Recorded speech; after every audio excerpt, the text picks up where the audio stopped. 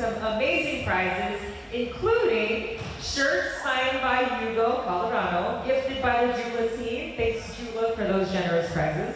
We have merch signed by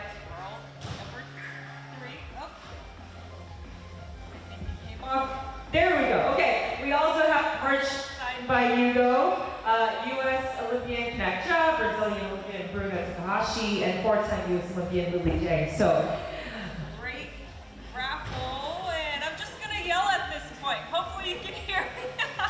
We got some technical mic stuff. So you should have received your raffle ticket. You should have received your raffle ticket when you checked in at the front desk.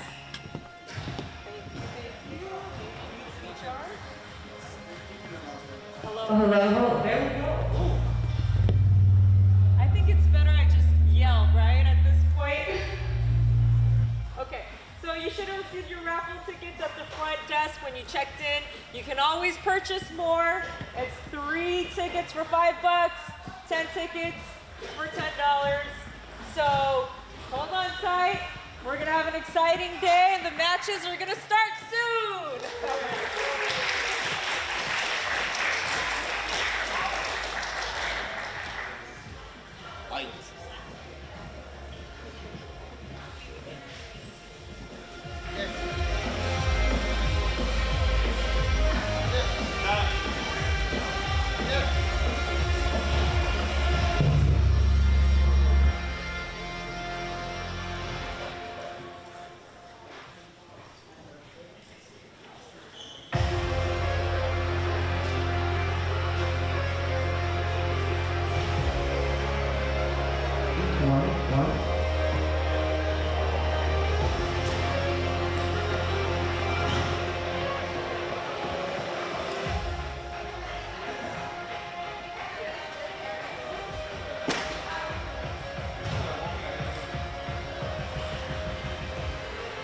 All right, ladies and gentlemen, we are ready to begin the semifinal matches of the ITTF America's Cup in San Francisco 2026, presented by MongoDB. Please silent all cell phones. Remember, no flash photography is allowed. We kindly ask you to remain quiet while the players are serving so as not to distract them. And if you need to use the restroom or get up, please do not get up during the points. Wait until after it's finished. And now, let's welcome our players. Coming to the court for the first women's semifinal match representing Canada, world number 48. No stranger to the stage. The semifinalists every year since the competition began in 2017. And the 2018 champion, please welcome Mo Jang. And her opponent, representing the United States, world number 37, four-time Olympian, winner of the very first Pan American Cup in 2017, and a fan favorite, please welcome Lily Jang.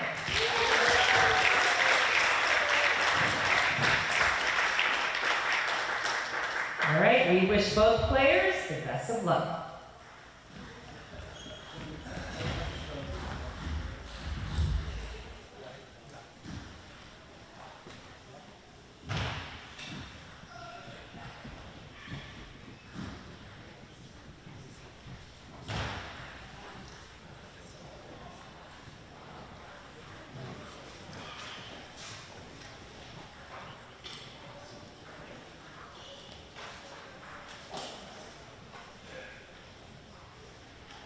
Service.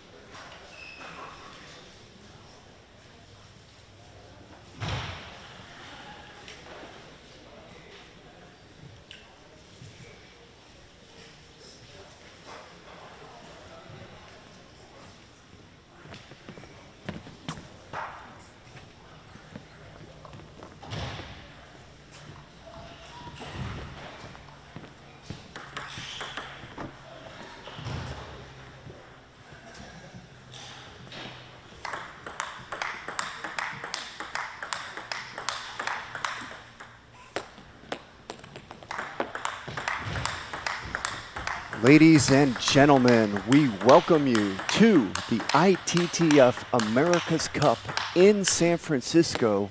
We are at the 888 Table Tennis Center.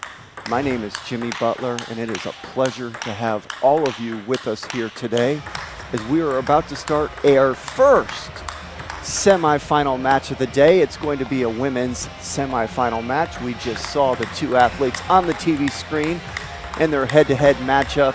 As we watch them warm up, let's introduce the young lady with her back to us right now. That's her right there.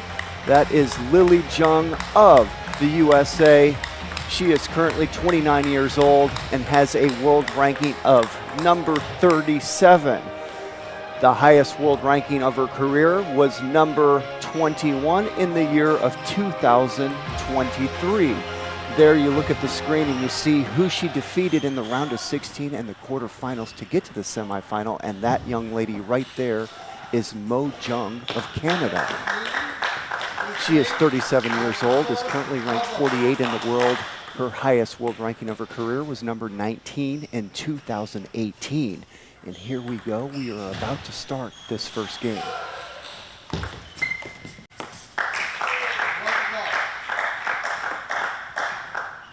Give you an idea of these two young ladies' matchups in recent history as far as head-to-head is concerned. They played in the ITTF Pan American Cup in 2025. Lily Jung won 4-1. They played in the WTT feeder in Corpus Christi in 2024. Lily Jung won 3-2. And they played in the Women's World Cup in 2020, where Lily Jung won 4-3, 13-11 in the 7th game. So it has been all Lily Jung of late.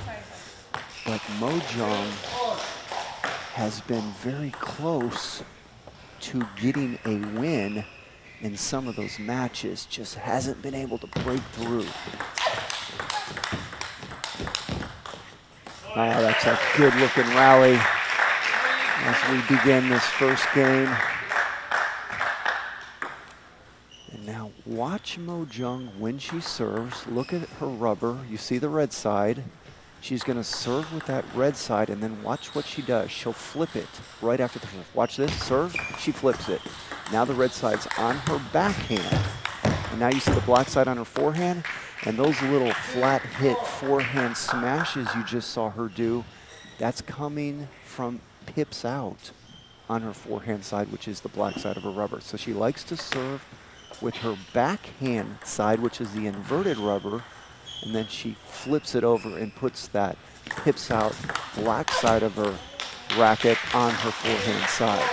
So she is a flat hitting pips out player on her forehand side, and she can flat hit or spin on her backhand side with her inverted rubber.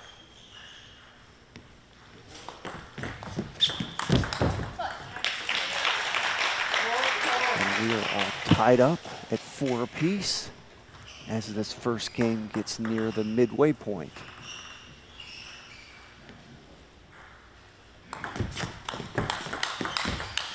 Oh, that is good stuff there from Jung of the USA, as you get a good look at her right there, showing you her 1-2 punch ability, transitioning from a nice backhand to a good looking forehand to win that point. And that's a nice speedy backhand there from Jung, pressuring Lily Jung. And you know, just coming to the realization that we've got two athletes with the same last name, so I'm going to call them both by their first name. I remember having to do that in a previous match, and I looked at one of the comments from some of the viewers, and they said, hey, why are you calling them by their first name? You're supposed to call them by their last name. And they did the same thing I just did. They forgot that their last names are the same. So Lily wins that point right there and takes a 2-point lead.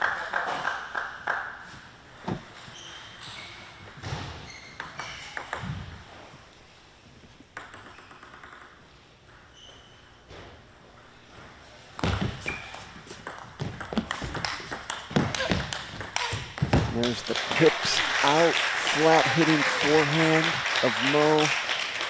Able to make the first two, but Lily kept getting them back with those medium speed, medium arcing loops, and then Mo missed that final one. A nice backhand there by Mo, but couldn't follow it up. Good defense by Lily there, bringing that ball back and getting Mo to make an unforced error.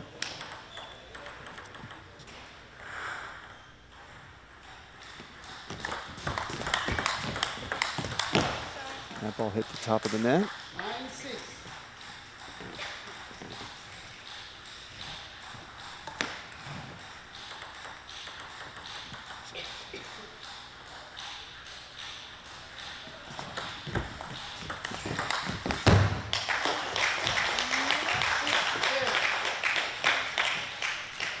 So Mo really trying to pressure Lily, jumping on these balls early in the rally. That one she missed off the end of the table. And there, that hit the top of the net as well. So there's two balls recently that Mo hit the top of the net and won the point. So her last 2 points came off the top of the net to win. And now she creeps within 2 points. But Lily now is going to have the serve with her second game point coming up right here.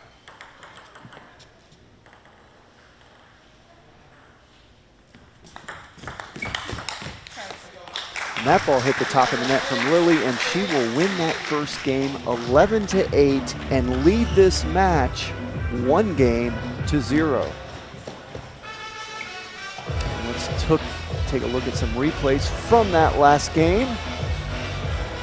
It was one of those better rallies of that first game. See how Mo will open with the spin, and then she might spin the next one or flat hit it. She can do both on that backhand side, and there's her pips out on the forehand side. You saw her face after she missed that last one. It looked like she bit into a lemon. She had a sour look on her face. So you see some of the emotion of these athletes when the ball doesn't go on the table.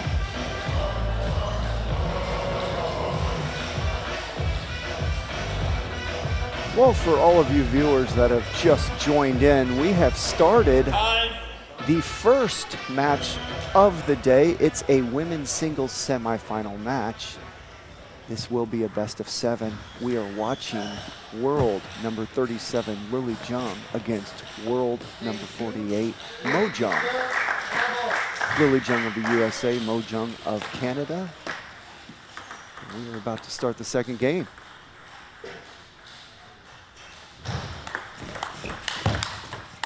Oh, that's a great backhand angled block to the wide forehand of Lily there by Mo.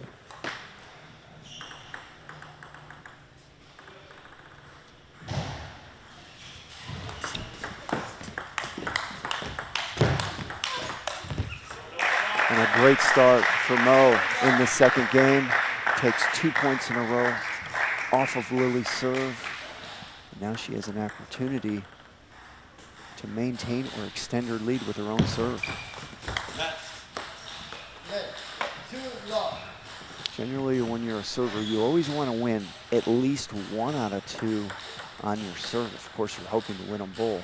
Let's see if she can win at least 1 out of 2 on her serve. And there's one right there. See, now she has the opportunity to take a 4-point lead to start this game if she can win them both.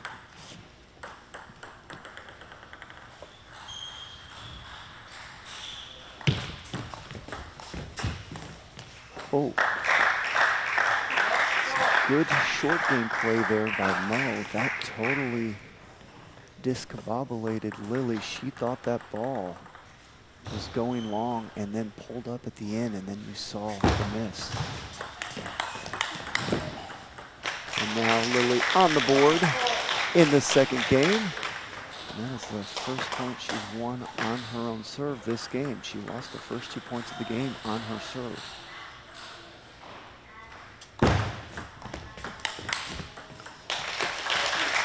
There's the Lily Jung backhand we are accustomed to watching. Over many years, Lily Jung has been a great, great player ever since a young age. I remember looking at the world rankings when she was 14 years old, and she was right around 70 to 80 in the world. Great table tennis rally, the best one of the match. That gets a smile out of Lily, not because it was a great rally, but because Mo hit the net. Let's watch it. There's the net. Seeing that discombobulated Lily, and you see the smile after the point. That net did not make Lily happy, because she's trying to reduce this lead. And that ball hit the net, so the table tennis gods tend to equal things out. I like to say not always within a match. Sometimes they can all go against you in a match, but over time they tend to equal out.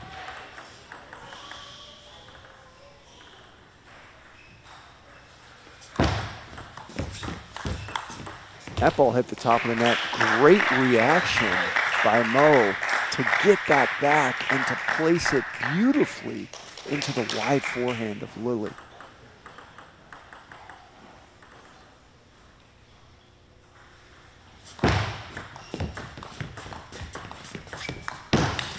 Oh, what a backhand by Lily.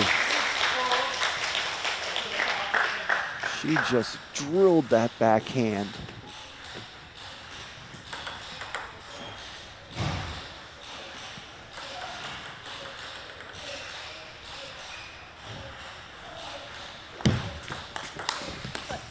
And quality receive from Lily, and right now I can tell you what Mo's thinking. She's thinking, okay, I've got to stay away from that Lily backhand a little better than what I've done the last couple points.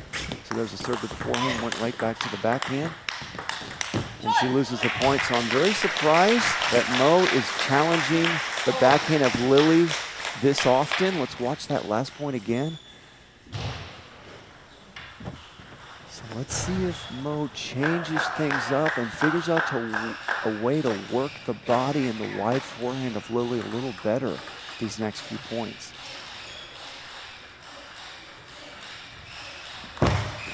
There's the forehand, you see, so she's thinking the same thing. She tried to get that ball with a lot of force on that receive into the wide forehand of Lily, and her lead has evaporated. Lily now has a 1-point lead. Another receive out to the forehand. But it's easier said than done. You know, telling someone to stay away from Lily's backhand, you know, you've got to be in the right position. You've got to put some mustard on that ball if you're going to go to her body or her forehand. And right now, Mo's struggling to do that. And there you go again. She's trying to get that ball out to the Lily forehand, but not able to execute it. And so Lily on a big run here of points.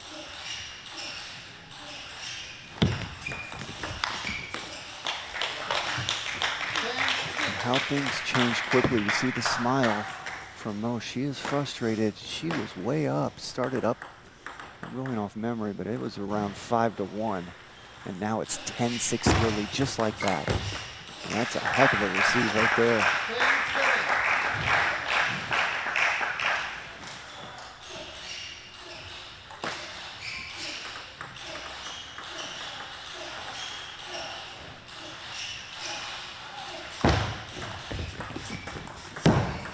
That'll do it for the second game. Boy, things really turned in a hurry. It was all Mo Jung to start that game. It was all Lily Jung to end the game. And Lily Jung takes a 2-0 lead as we look at some replays from that last game. There's that big backhand Lily had in that game. There's one of those balls off the top of the net, and then that ball came off the top of the net from Mo. And there you see Mo trying to get that ball out to the wide forehand of Lily, trying to stay away from her backhand, wasn't able to execute it there. And as we look at the shot placement chart, really both athletes spreading the wealth evenly.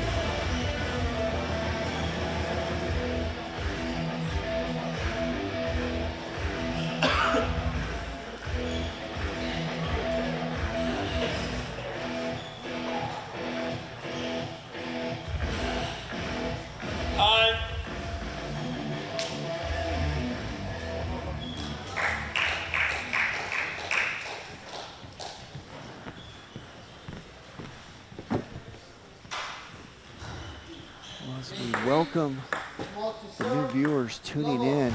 You have just joined the third game of this first women's singles semifinal match. We are in a best-of-7. World number 48, Mo Jung of Canada. World number 37, Lily Jung of the USA.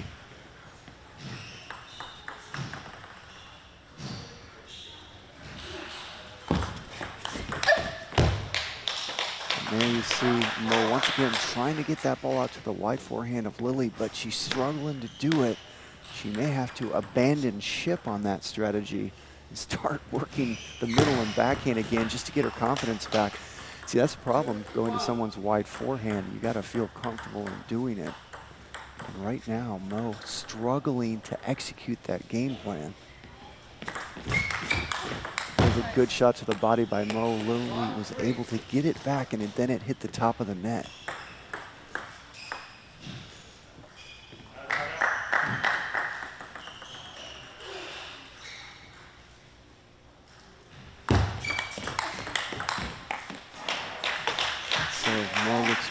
At her coach, and she is going to take a timeout, and right now she is frustrated and not sure what to do. When she tries to go to Lily's forehand, she's missing, but when she plays to Lily's backhand, although Mo is more consistent in doing that, Lily is too good and wins all the points. So perhaps Mo's coach, Edward Lee, one of the top male Canadian players, a Pan American Cup winner himself. Maybe he can come up with a strategy that works for Mo Jung.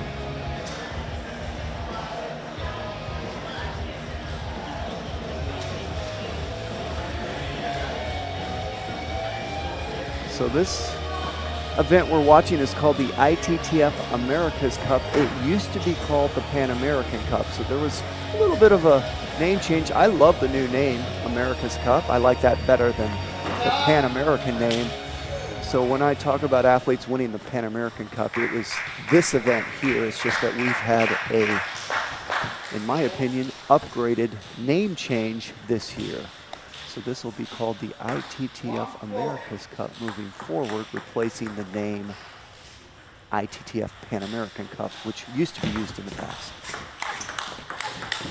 Oh, see, that's the problem. Going to the Lily Jung backhand, you got to deal with that. And Mo not able to deal with it. But man, when she's been going to the Lily wide forehand, Mo's missing all the time. So that's the conundrum she's facing right now. What to do?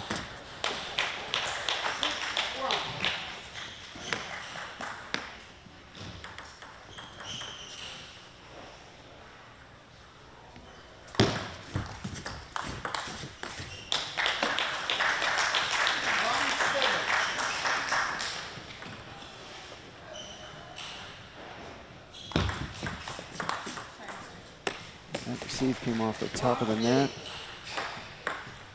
And right now, Mo's kind of looking forward to this game being over, starting fresh in the fourth game. There's another ball off the top of the net.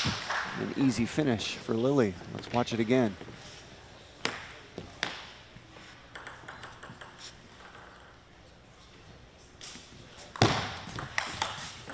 And that's a 9-1 frustration receive that Mo just did. She made it, but that's generally a shot you're normally not going to take when it's an important point because it's so risky. When you're frustrated, you'll just throw one of those in. And that game finished quickly. A disaster for Mo Jung. Scored 1 point that whole game, and we look at that net ball again, and there's the Lily finish. Let's see what else our AI cameras come up with in the replay. I thank Pixel Scope for making this live stream possible. We've got AI cameras all over the court. You can see to the left some of them right now. There's no human being manning any of the cameras here. We do have human beings behind the scenes making sure everything works properly and handling any technical issues and among other things, but no human beings manning the cameras, and these AI cameras do a wonderful job, and that is the kind of technology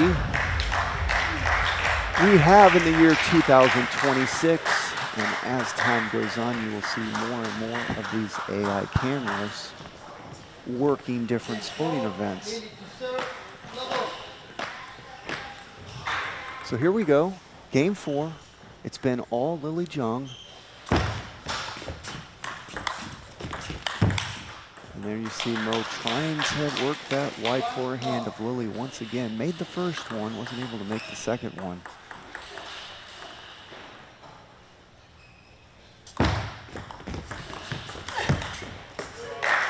There's a nice opening.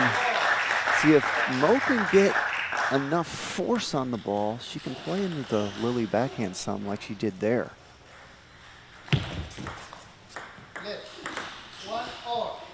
The speed kills, no matter how good anyone is. You put enough speed on the ball. And there, finally, Mo able to execute the game plan perfectly.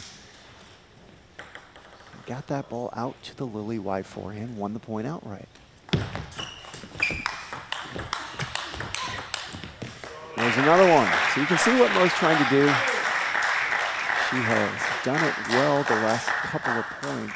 Now if you're Lily, Lily knows now, okay, Mo is starting to play a lot to my forehand, so Lily needs to wait there and anticipate balls coming there more. There's another one.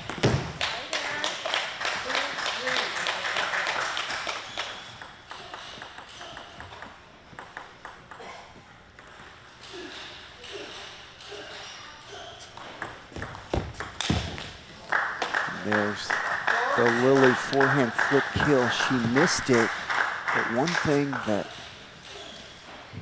I'm impressed with, when Lily decides to forehand flick the ball, when it's a little high to her forehand, she doesn't just flip it hard, she annihilates the ball.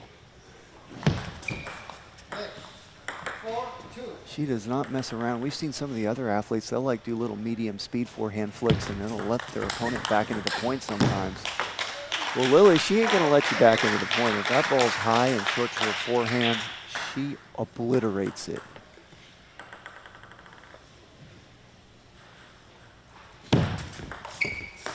Nice serve by Mo. Totally tricked Lily. Lily thought that serve was going short because the motion looked short, and then Mo, at the last second, went long with it, and Lily was wrong-footed.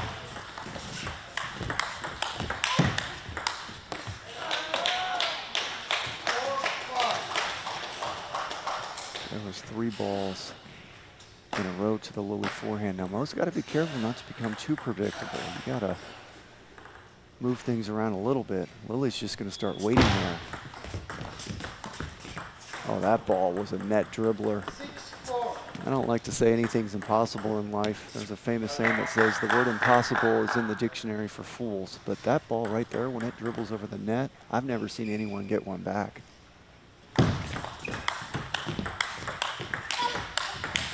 See, I think Mo's now a little too predictable. You can't just go every ball to the wide forehand. Lily's just waiting there now.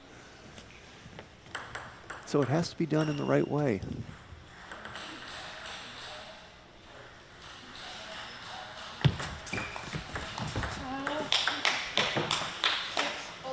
So that lead by Mo has evaporated just like it did in the second game. And now Lily with the serve, a 3-0 lead in games, and an opportunity to finish this match off. And there you saw a little emotion from Lily. She clenched her fist after winning that point. So right now, Lily's thinking it's winning time. I want to finish this thing off right now.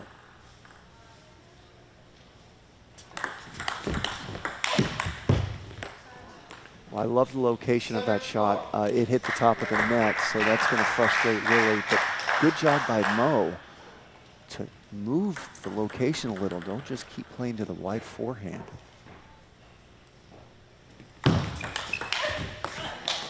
See, Lily was waiting on that forehand side and drilled that deep serve. So Mo needs to recognize Lily now is focused on her forehand side.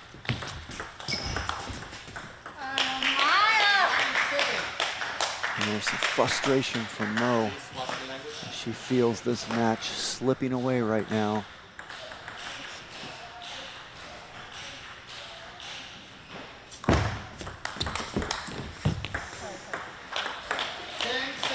So Lily now with 3 match points and an opportunity to win this match in straight games.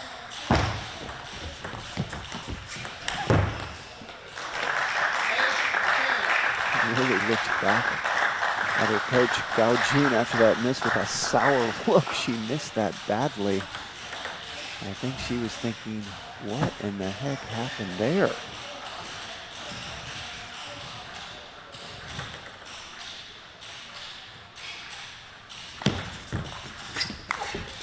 That'll do it. Lily Jung of the USA comes out and dominates this semifinal match against Mo Jung of Canada, winning 4-0.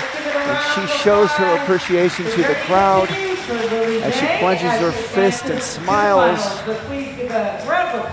and acknowledges the crowd after winning that match. And we're going to look at some replays from that last game. But in the meantime, we do want to do a raffle. So if you guys have your red tickets, take them out. You guys should have received your ticket when you checked in at the front desk.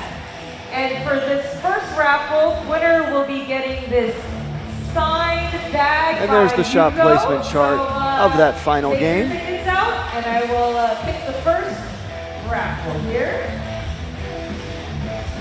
All right, the winner is number 111354. Number 111354. Get your raffle tickets out.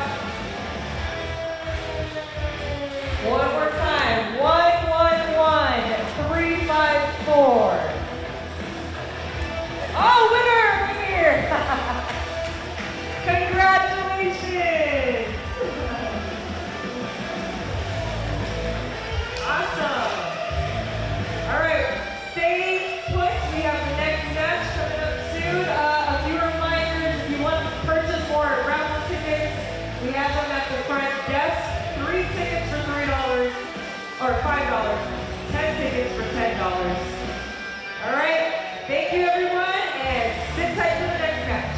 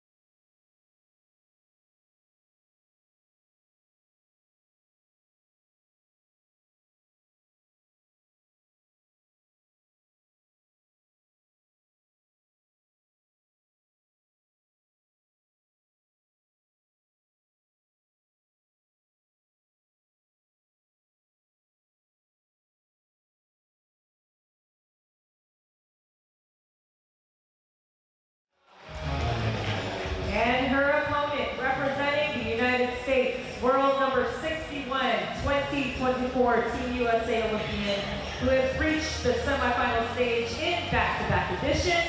Please welcome Amy Wong. All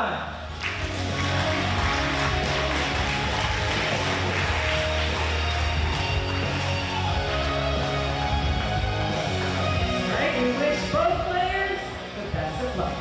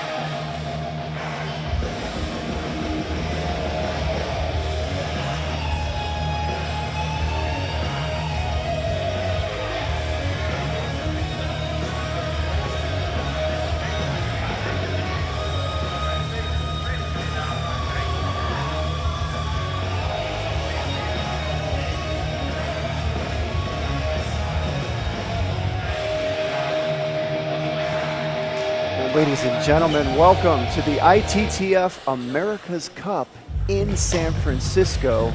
We are at the 888 Table Tennis Center. My name is Jimmy Butler. It is a pleasure to have all of you with us here today. We are about to begin the second women's singles semifinal match of the day. And as we look at the TV screen, let's talk about that young lady right there. That is Bruna Takahashi of Brazil. She is currently ranked number 20 in the world, as you see how she got here in the round of 16 and in the quarterfinals. She had impressive wins, looked very sharp as she made her way to the semifinals. As you watch her forehand loop warming up, her highest world ranking of her career was number 16 in the world in 2025. Let's talk about her opponent, the young lady looping forehands in the red shirt right there. That is Amy Wong of the USA. She is 23 years old, has a current world ranking of number 61. Her career best world ranking was number 29 in 2023.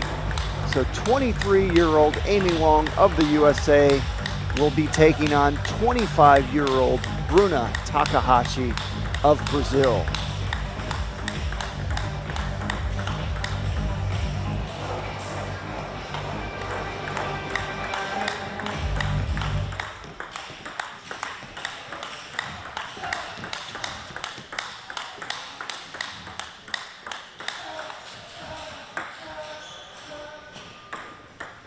Now here's what's happened between these two athletes in head-to-head matchups lately.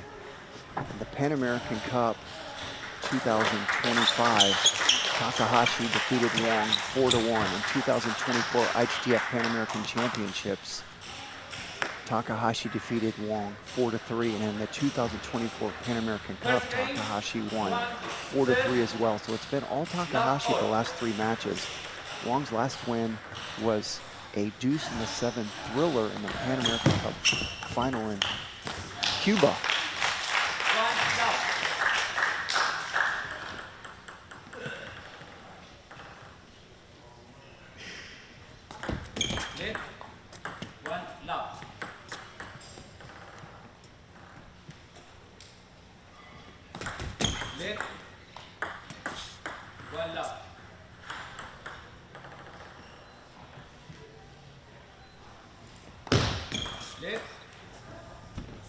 So Amy Wong says, you know what, I've had enough of that ball. I just served 3 lets in a row. And she threw that to the ball girl, and she's going to try a different ball. And that ball worked. Not only was it not a let, she won the point outright. So, hey, that might have been one of the best decisions of this match so far, getting rid of that ball. And now Takahashi's serving off the top of the net. She may have to change ball soon.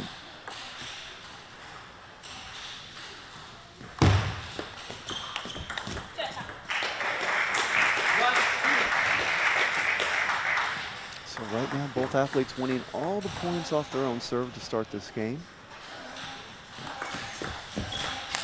Oh, that's Mr. Big finish right there from Takahashi. Wong popped that serve up a little bit, so credit to Takahashi's serve, giving her an opportunity to show you that big forehand finish. Oh, that was good stuff right there. Takahashi had to get really low with her body to make that first loop, and then you saw the finish.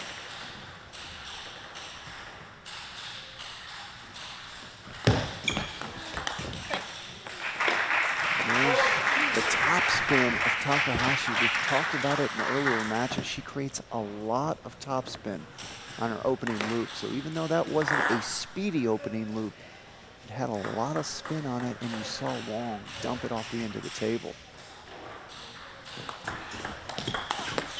And that's a quality receive. Now, Wong just put her hand up like something funny happened. That usually means it came off a racket funny.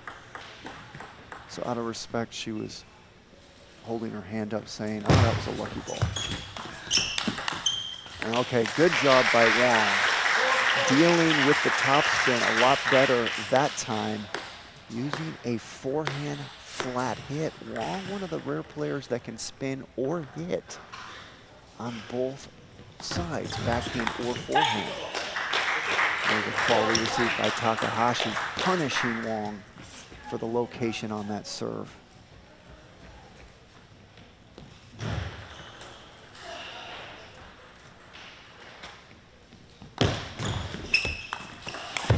That ball hit the top of the net there. So we've seen a lot of net balls this game, not just within the point, but you saw Wong serve 3 lets in a row, and then Takahashi served her first serve off the net.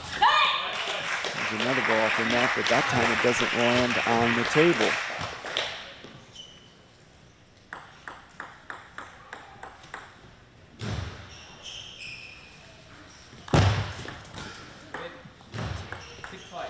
That ball barely hit the top of the net. I didn't even see it.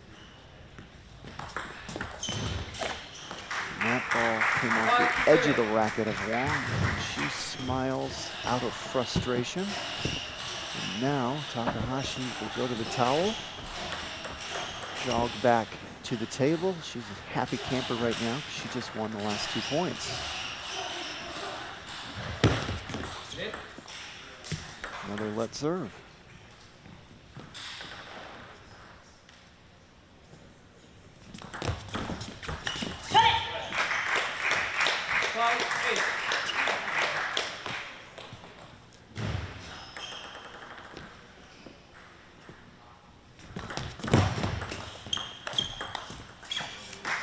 There's that heavy opening topspin. You might say, well, wait a second, Wong missed that in the net. How was that heavy topspin? Well, the ball jumped on the table so much that Wong mishit it. It came off a rubber funny. That's why it went down. It wasn't because it was a dead loop.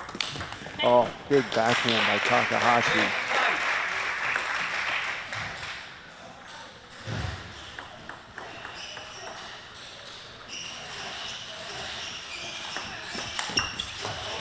And Wong throws in Mr. Big herself. That was a frustration receive right there, down 10-5.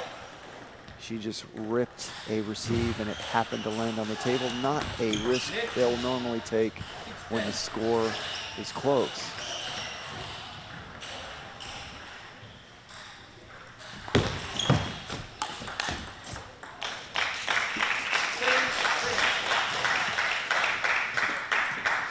Two quality points in a row by Wong.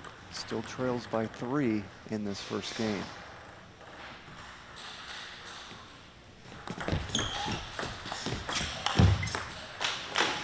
make it 2. So Wong hanging around.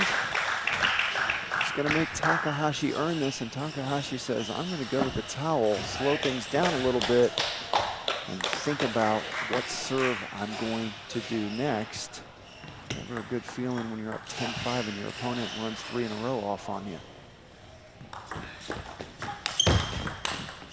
Make that 4 in a row, and now the feeling Takahashi had is getting even more sour. She's got one more opportunity to finish this game off, or she's going to be in a deuce battle.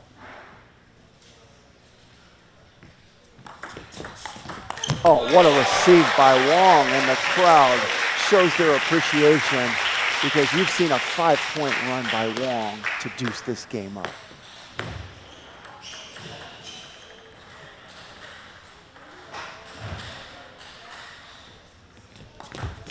That ball hit the net. Yeah, that ball hit the top of the net.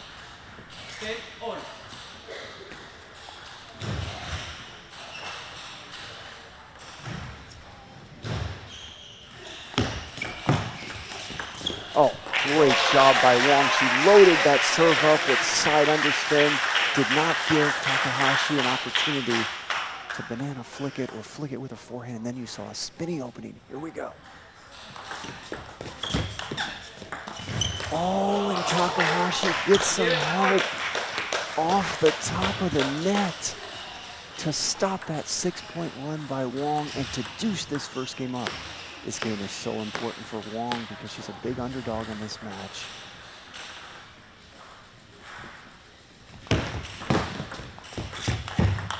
Oh, that's too good. That's too good. That was a quality opening by Takahashi, and Wong just came up with a beautiful reaction there.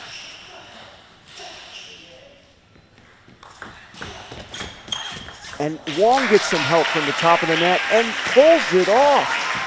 Wong steals that game from Takahashi, winning it 13-11. She was down 10-5. It looked over. Wong hung in there, and let's watch some replays from that last game. Ladies and gentlemen, that was a steal as we watched that beautiful forehand there from Wong.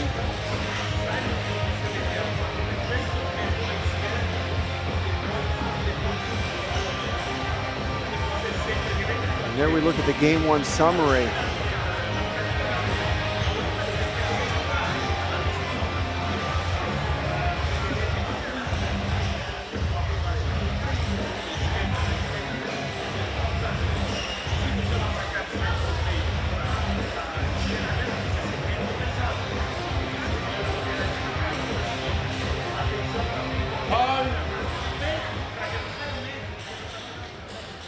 Ladies and gentlemen, Amy Wong of the USA has got to be careful not to get arrested for theft because she just stole the first game from Bruna Takahashi of Brazil.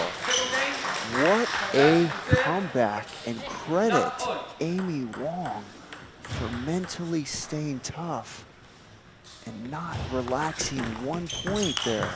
Oh my goodness, how about that angle from Takahashi?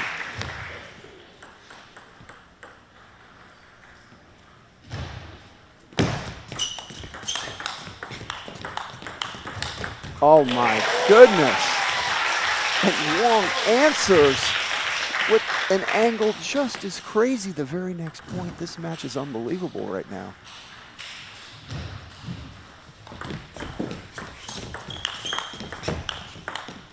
Oh, that ball hit the edge.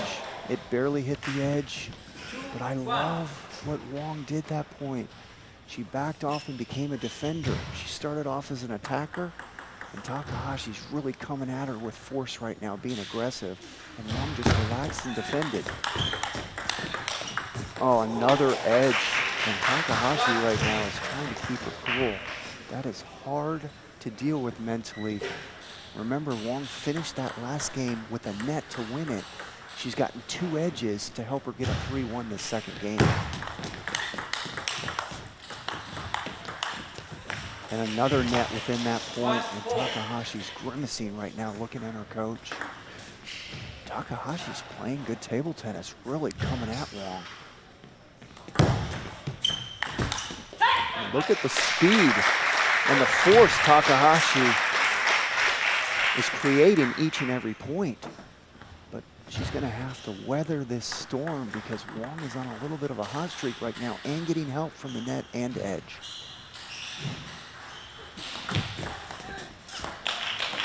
And that feels good if you're Wong to get a point off your serve outright.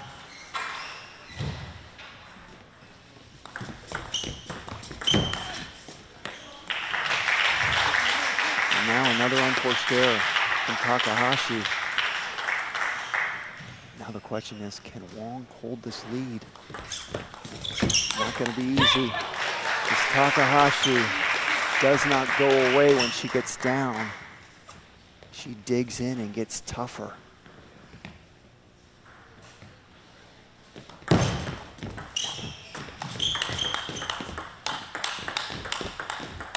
Oh, we got a great match going on right now. And Wong has not played this well in quite some time. I have called a lot of her matches. She is in school right now, not able to train as much as she used to. And she hasn't looked in peak form in quite a while. She's in peak form at this moment. I don't know how long she can keep playing this well, but we have not seen Amy Wong this good in a long time. She has not only held that 6-2 lead, she has expanded it to a 9-3 lead. Let's see if she can finish this game off. She should be able to. She will finish this game off. Just a question of when.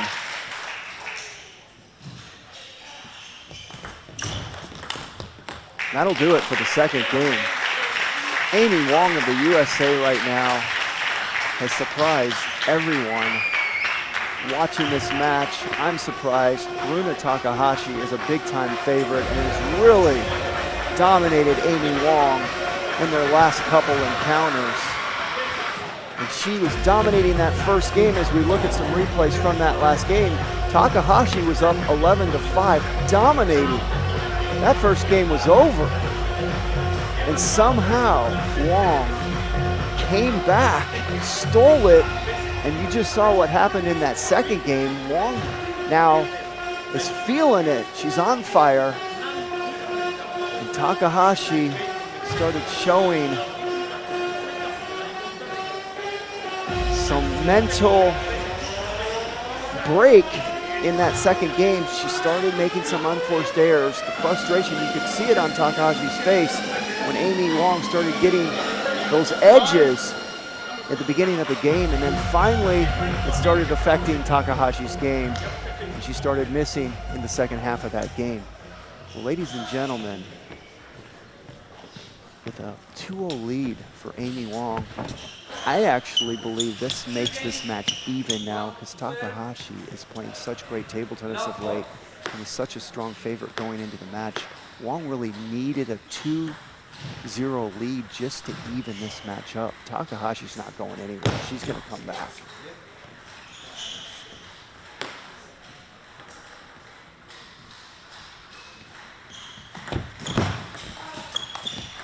That ball hit the edge, and you know what? Takahashi deserves that, and probably deserves a few more of them. So finally, one going her way. That's a nice start for Takahashi. And I mean, this game for Takahashi is near critical. I mean, she does not want to go down 3-0. Oh, that's just too good. And there's an example of Wong being able to flat hit the ball as well as spin it. I mean, Takahashi didn't even react to that ball. She didn't expect a flat hit. Where Wong really dealt with that spinning low to the net forehand opening from Takahashi perfectly. Jumped on it off the bounce, smothered it. Takahashi had no time to react. Oh, that's a beautiful receive from Takahashi, punishing the half-long Wong serve.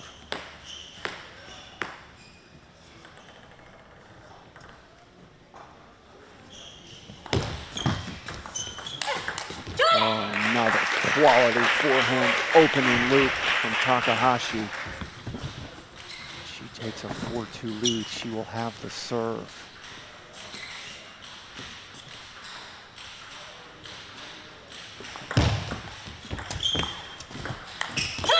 Great get from Takahashi. Had to deal with another net.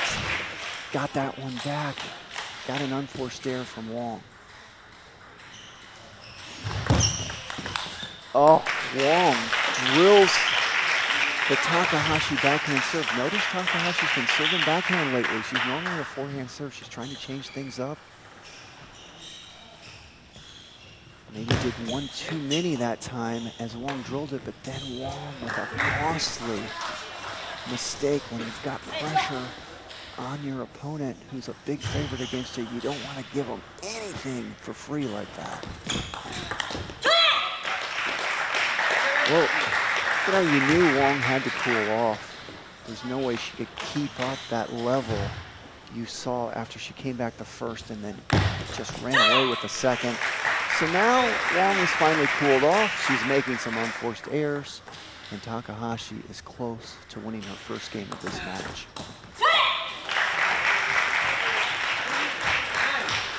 Now Wong is a streaky player. She will make a bunch of points in a row. She can lose a bunch in a row. She plays a high-risk game. She takes the ball off the bounce, both sides.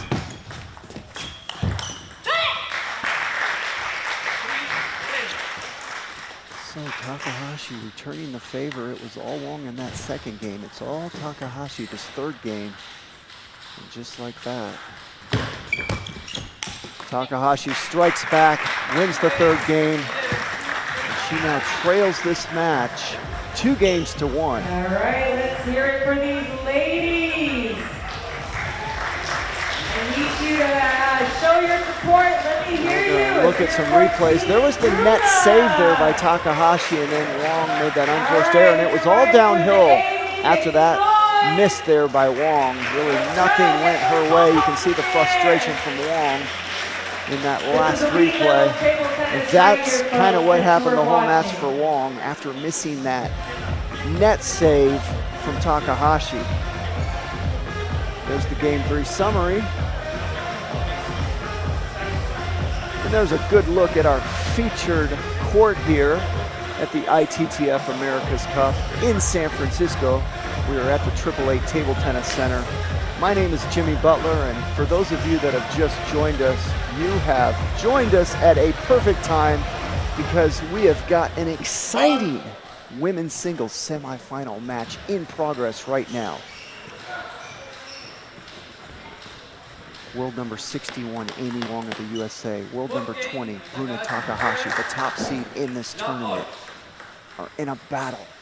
Amy Wong won the first 2 games. Takahashi won the last game. Here we go. Third game has begun. Takahashi wins the first point on her serve.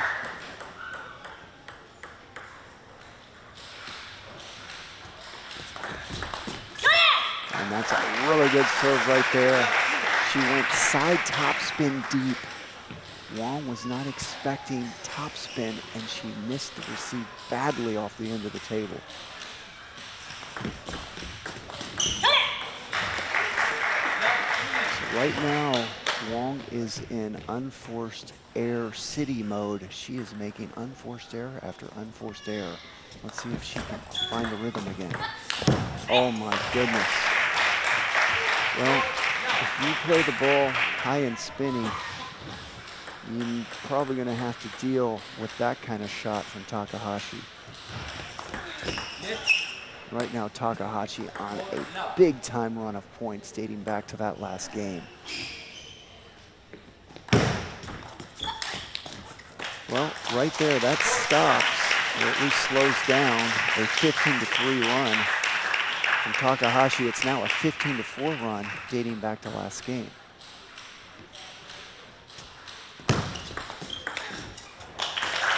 Okay, so Wong able to win 2 points in a row. She hasn't done that in a while. That's got to feel good. She's got the serve right now and an opportunity to get closer to Takahashi this game.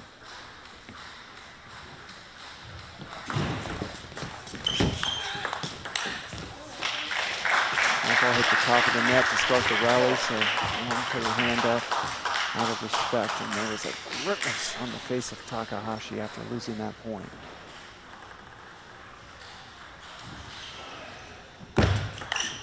Nice serve by Wong.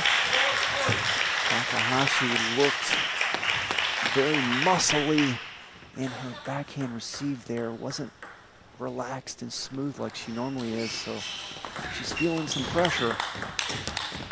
Oh man, there was 2 nets in that point. Takahashi at the top of the net.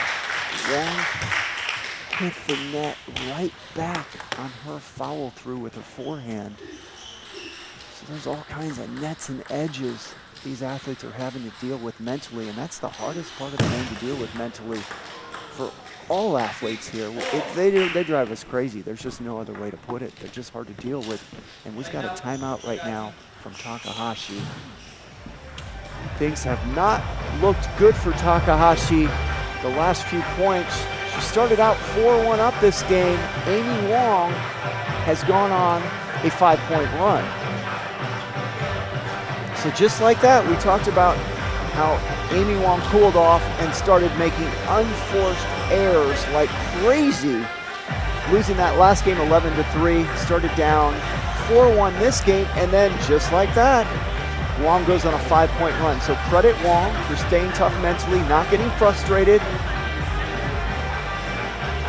and pulling off a 5-point run and causing Takahashi to take a timeout. What a match we have going on right here in the semifinals of the ITTF America's Cup. No one expected this. Takahashi has been an unstoppable force of late in the women's game. In the Americas, the only player that has defeated her lately is Diaz from Puerto Rico, Adriana Diaz. The cream of the crop in the Americas, a World Cup 16 player. But right now, Amy Wong of the USA putting on a show and has a 6-4 to lead in this 4th game. She leads the match 2-1.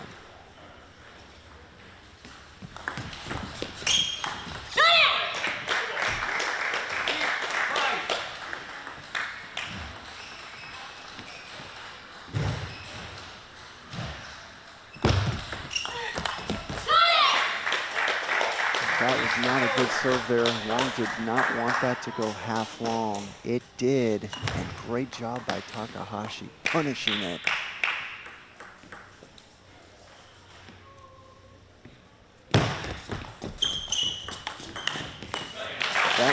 That was a little muscly by Takahashi, and that's because she's feeling the pressure. She's normally relaxed and has an effortless effort to her motions, but she muscled that ball with force and jerked it off the end of the table. That's what pressure does to you.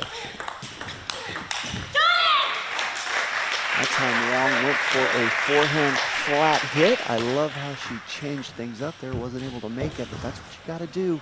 Keep your opponent off guard. Change things up.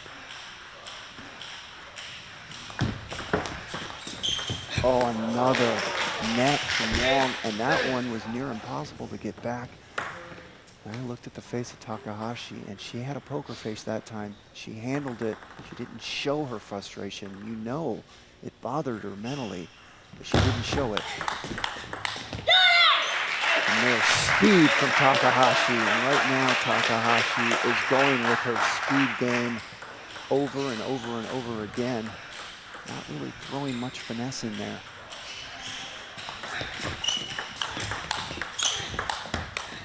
Well, that ball hit the edge of the racket of Takahashi. You saw her put her hand up there. So a well-deserved break for Takahashi that point as she takes a 9-8 lead.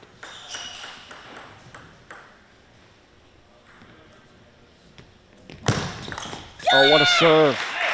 A perfect serve at a big moment for Takahashi.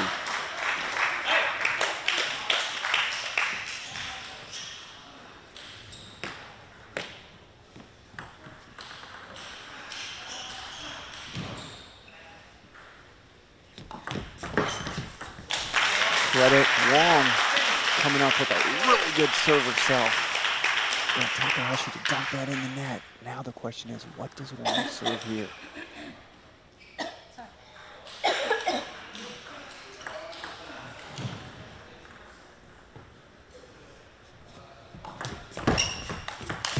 Oh, what a backhand opening. Wong went with a no-spin short serve, kept it low to the net, got Takahashi to push it, and they came up with a beautiful opening backhand to deuce this game up. We are watching a service battle right now because Takahashi loaded that ball up with heavy, heavy underspin, and Wong put too much on it, and that heavy spin just carried the ball off of the end of the table.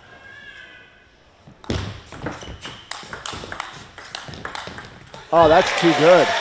That is just too good. Takahashi did everything to win that point, but Wong just came up with incredible plays.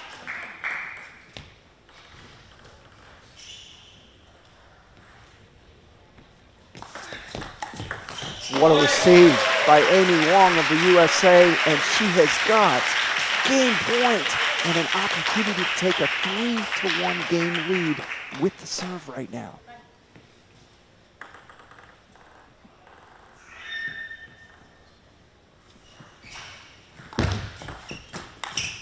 Oh, opportunity lost. Wong had everything she wanted. She was in position, and it just barely went off the side of the table.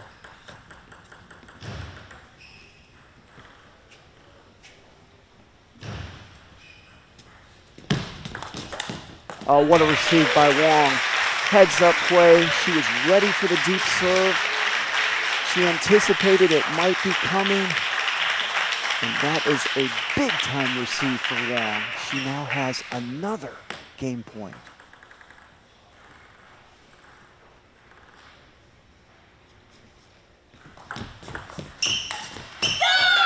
That's the exact same shot Wong missed earlier on her game point.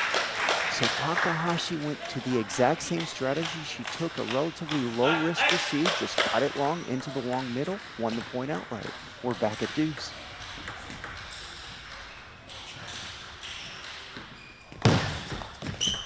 Oh my goodness, that is hard to deal with, and Takahashi just stared at her coach. She cannot believe it. The crowd can't believe it. They groaned. And we got a timeout right now from Wong. She is going to go back to her coach, Gao Jun, and take a minute to discuss a strategy, as she will have her third game point and an opportunity to take a 3-1 game lead coming out of this timeout. All right, things are heating up. I want to hear one more time for our ladies. Team Bruna, limited. There's the game scores for everyone watching. It was Wong 13-11 in the first, Wong 11-3 in the second. Let's hear it. Takahashi came back in the third, returned the favor, winning 11-3, and we are right now in a deuce battle in this fourth game. This has been an exciting match to watch.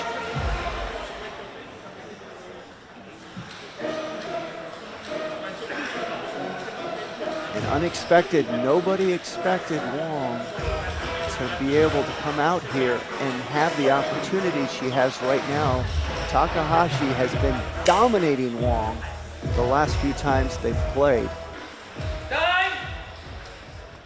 Right now, the crowd on the edge of their seats as we are about to watch Amy Wong with an opportunity to take a 3-1 game lead with the serve.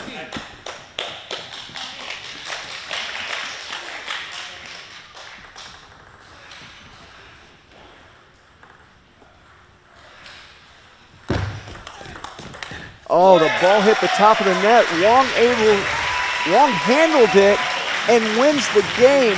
Unbelievable reaction from Wong. That receive from Takahashi came off the top of the net, and Wong handled it to win the game as we look at some replays from that last game. What a match, what a battle.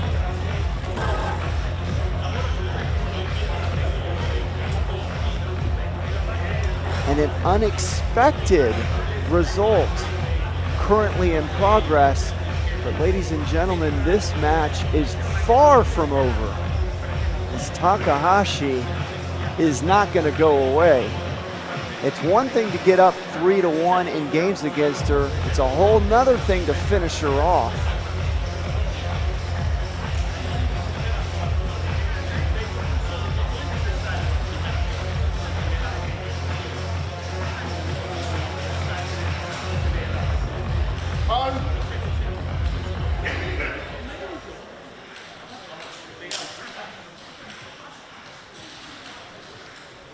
Well, for those of you that have just joined us, you have joined us at a perfect time. We are at the ITTF America's Cup in San Francisco. World number 61, Amy Wong of the USA, is in a battle with world number 20, Bruna Takahashi of Brazil.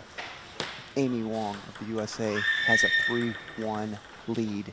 We are about to start the 5th game.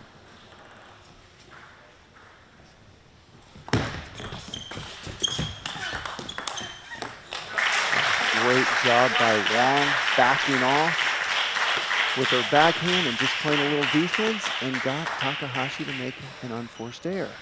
I love how Wong's mixing things up right now. And there's that spinning opening forehand loop of Takahashi. That ball jumped on the side of the table of Wong, and she mishit it.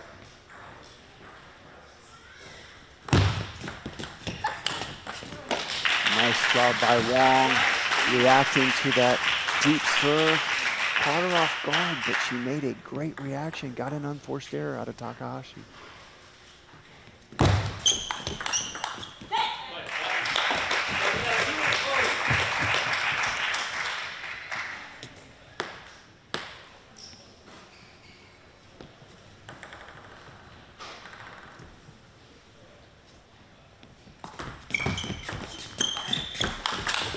Oh, that's just too good. That is the best shot of the match for Takahashi right there. That was unbelievable reaction.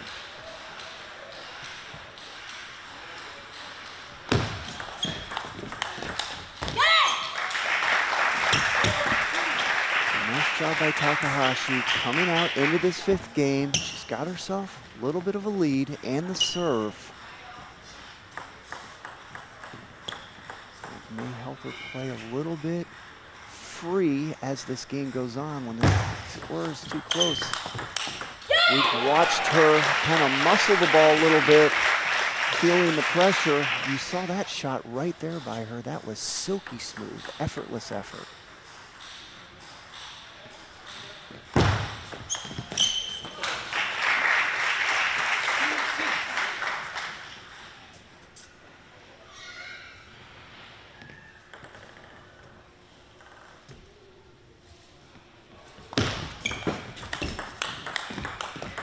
And right now, Takahashi's in a groove, and she is playing relaxed with that lead. And that's why it is so helpful to get a lead.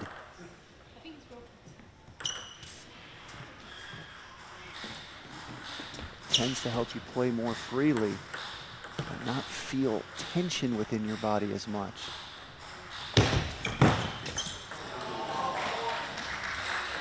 Takahashi could get 5 nets in a row, and she deserves all of them because it's definitely been on the side of Wong this match.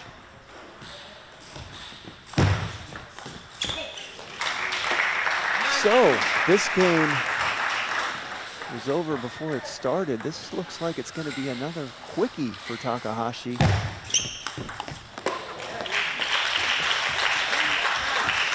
Wong's going to swing a couple times, see if a couple go in.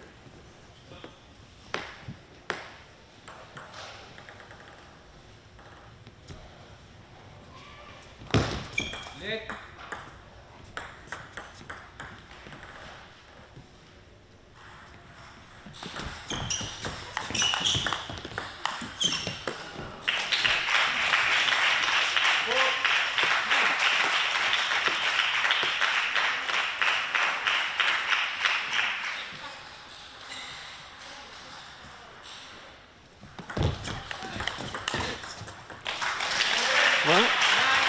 isn't going away yet this game. She's still far away. She's run off some points here to make it a little bit interesting.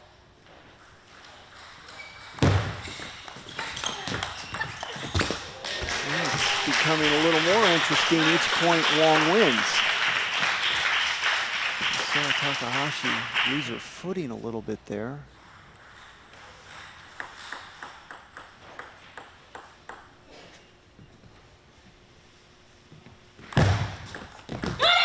How about coming up with a perfect serve to stop that run from Wong. Heavy, heavy underspin by Takahashi got Wong to dump it into the net.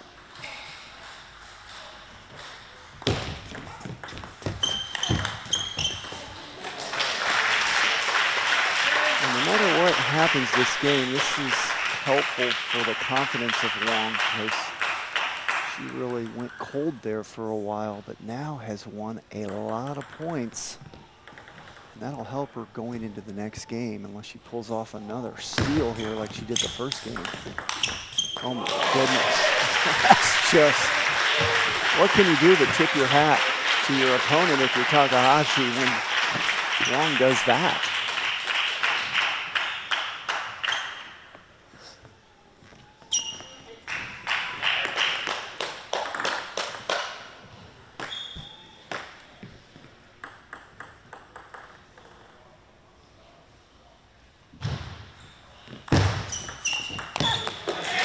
Wow. I did not expect Wong to come back this much. You know, she was down 10-5 in the first and won it. You just don't expect to see it twice, and she hasn't come back yet, but within 10-9, I'm already impressed. Unbelievable. The crowd can't believe it, and they're showing their appreciation. Wong has somehow come back this game and deuced it.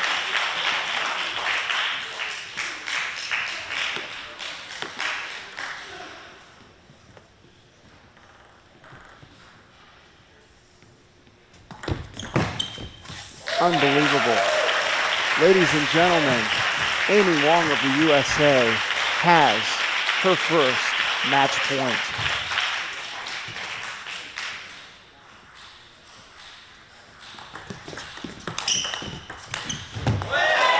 One of the most incredible comebacks I have seen in quite some time in such an important match. Amy Wong of the USA just stole that last game like she did the first game, and she is going to advance to the women's singles final to be played later today as we look at some replays from that last game. Unbelievable comeback from Amy Wong of the USA. And right now I'm looking around at the crowd and there's just a lot of smiles on people's faces. They can't believe what they just saw. I can't believe what I just saw. To do that against a player like Bruna Takahashi is unheard of. To do it in one game is difficult, but to do it twice and to win the match was incredible to watch. And right now, Amy Wong next to me, and she's got the biggest smile you could possibly imagine on her face. She is grinning from one side of her face to the other. That's the happiest I've seen her in quite some time, as she is mingling with some of her friends in the crowd. And she is all smiles right now. That smile continues on her face as she has a conversation with some of her friends. I've got a smile on my face right now. That was incredible to watch, inspiring to watch, and it really put everyone watching this match here into a happy mood. And it's not because everyone wanted to see Bruna Takahashi lose, but this is Amy Wong's home club here. And she goes to school here, and she's got a lot of friends and supporters here. So she just put a smile on a lot of people's faces. Well, ladies and gentlemen, hang around. I'm going to take a break for only a minute or two because we've got a men's singles semifinals coming up.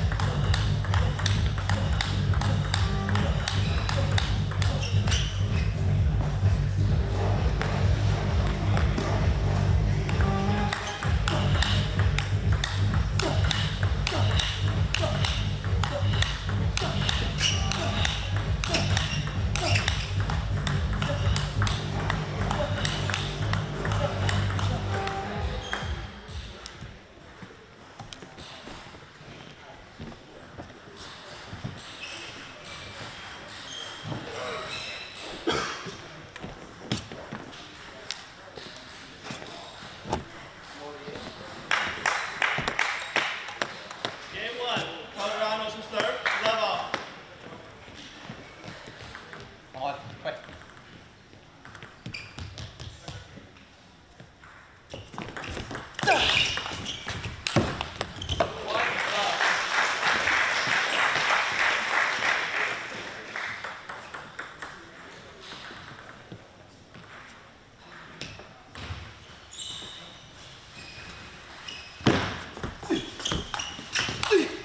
tự nhiên. Up, 2.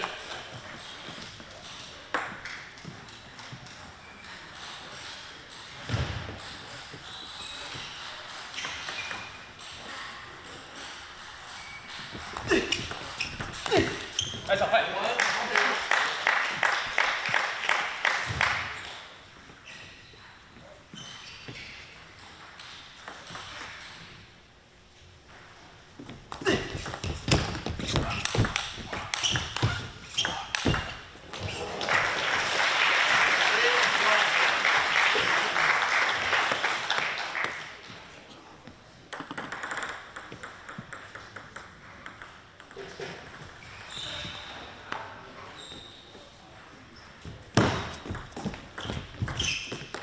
4-1.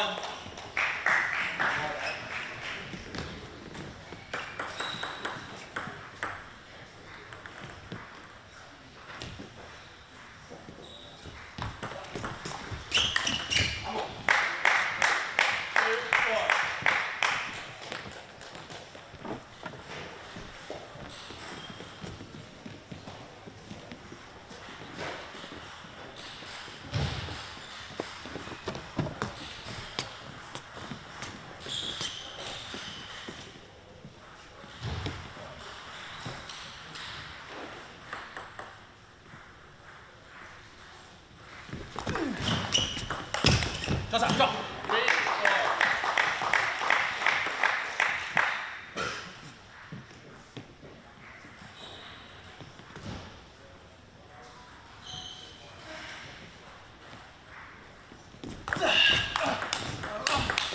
哎呀，唔知道。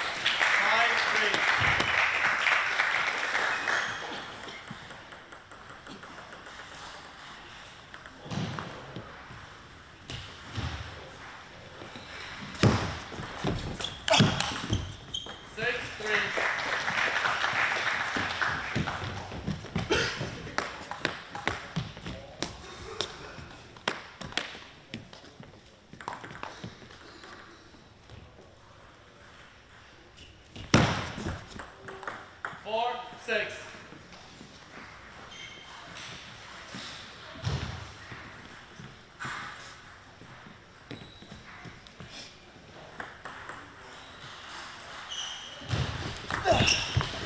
Four, 7.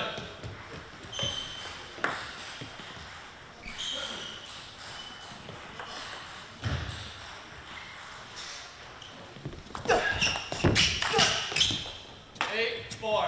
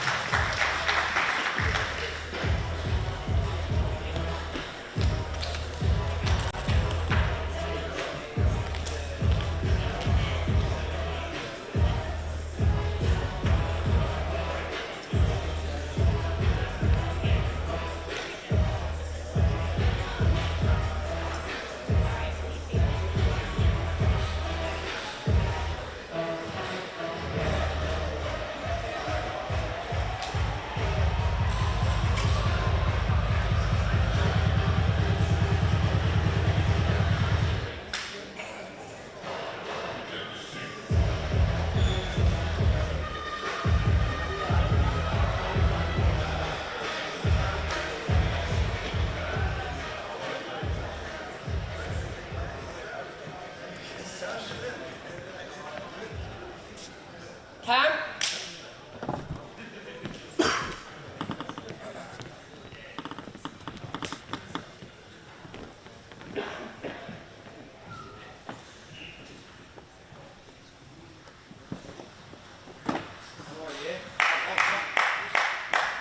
Game 2. Your friend takes to serve. Level.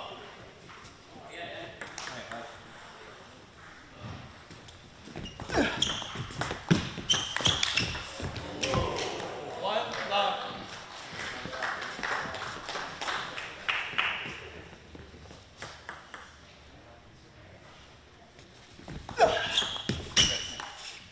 Left. One love.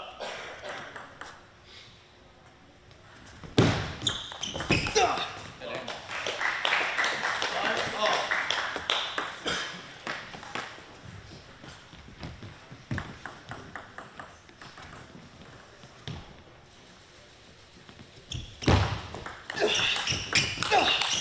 Allez.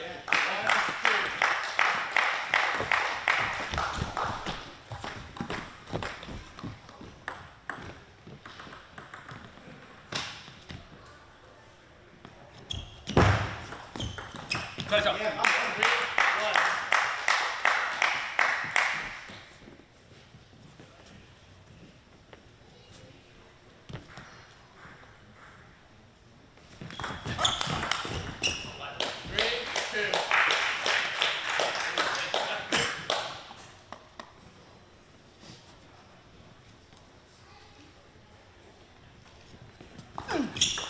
Left.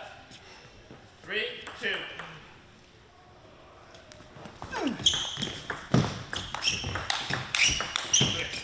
3 all.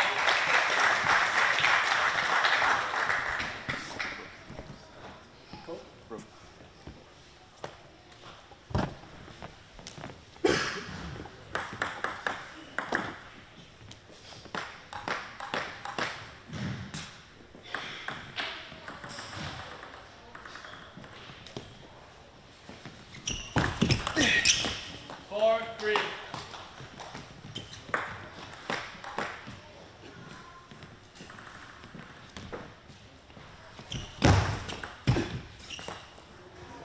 3, 5.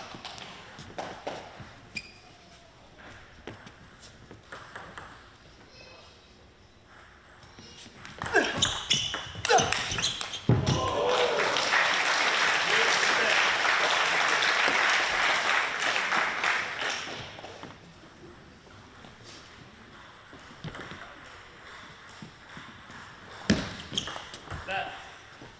3, 6. Come out. Surprise defense.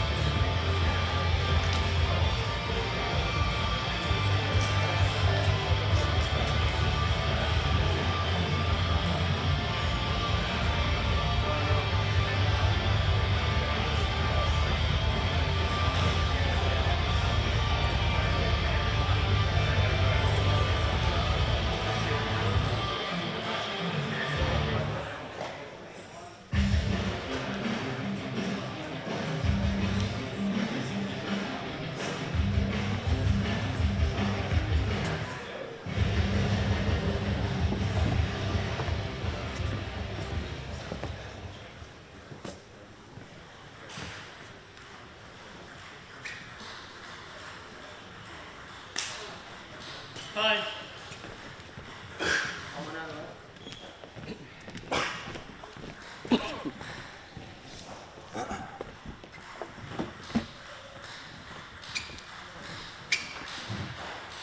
Three, 6. Six,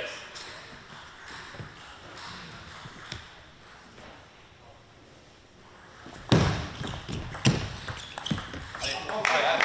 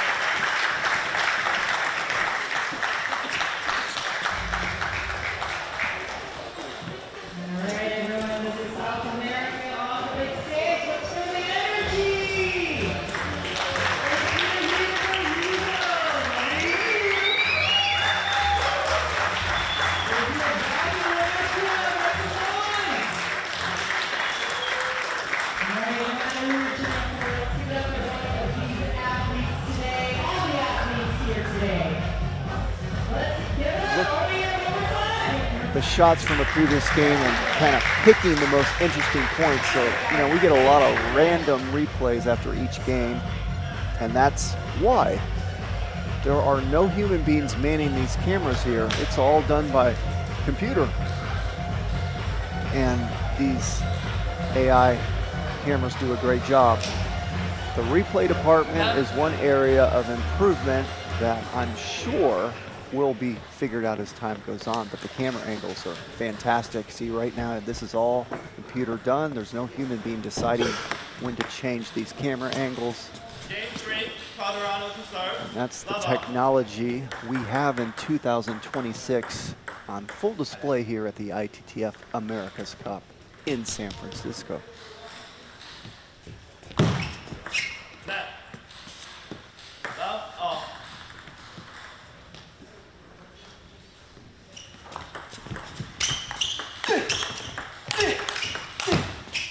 One, love.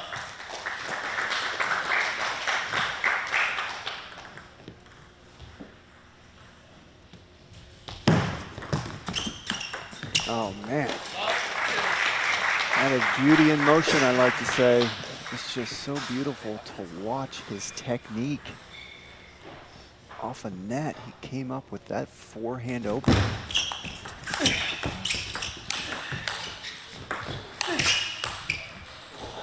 And a nice quality point there by both athletes. Cifuentes able to win his first point of this game.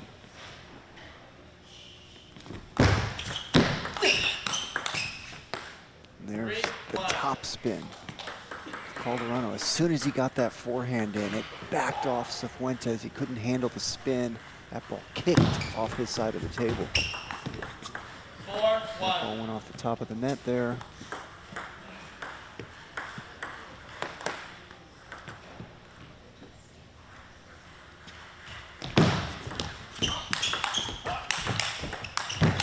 Oh, that's so good.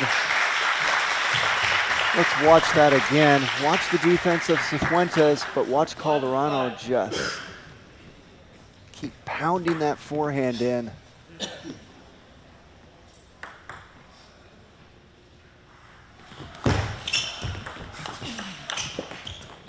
You know, we watched Calderano play his last two matches that he won to get to the semifinals, and there was a lot of big Calderano backhands that happened within those matches. Interesting, this match, it's been mostly Calderano forehands.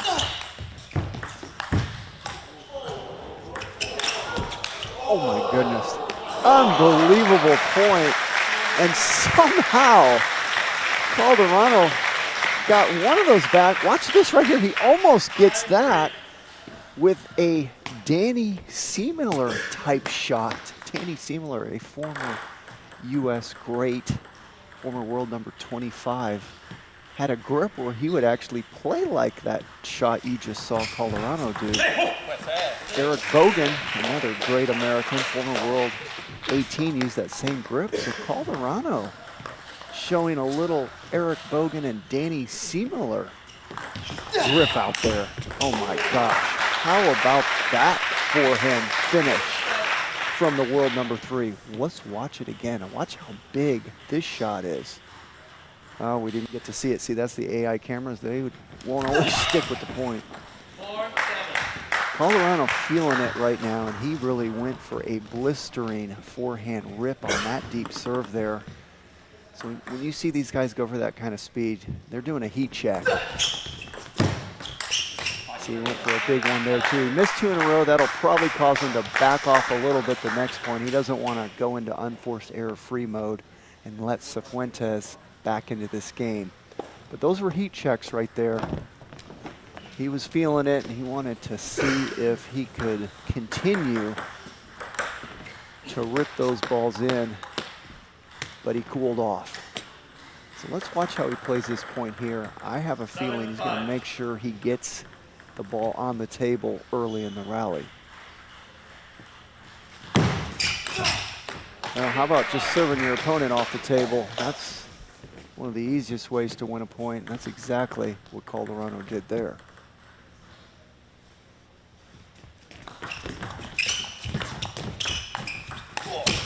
And there's the short game of Calderano. That's the part that's easy to overlook. You just look at all the other beauty he creates with those big forehands and backhands. That point counts the same right there. Oh, there's another heat check. He just ripped that once he got that lead again.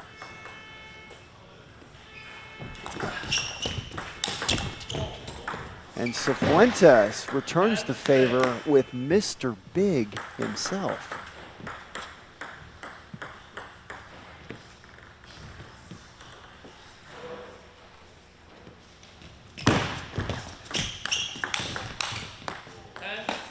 There's a nice backhand smack there from Cifuentes. Looked like Truls Morgard of Sweden with that shot.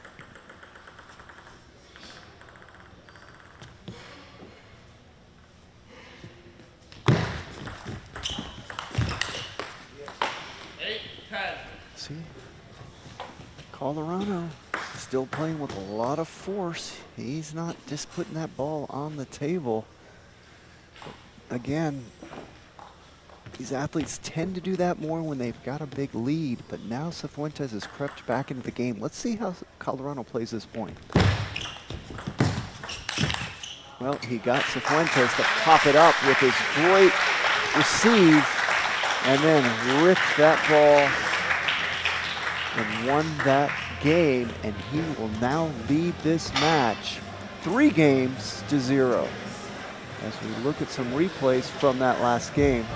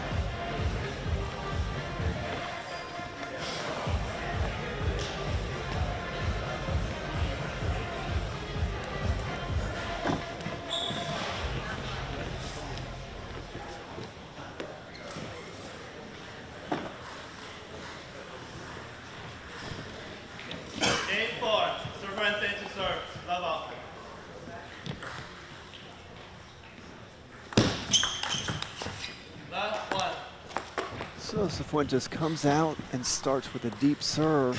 Calderano punishes it. It did go off the top of the net, but those deep serves Cifuentes has done against Calderano, none of them have worked. At least I don't remember any of them working.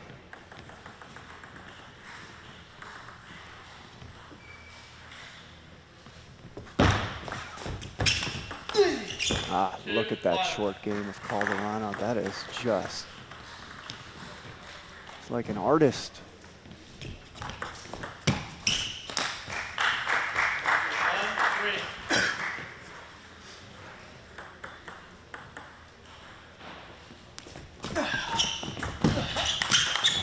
Once again set up by a perfect receive off of the Cifuentes serve. Calderano right now is just dominating this match.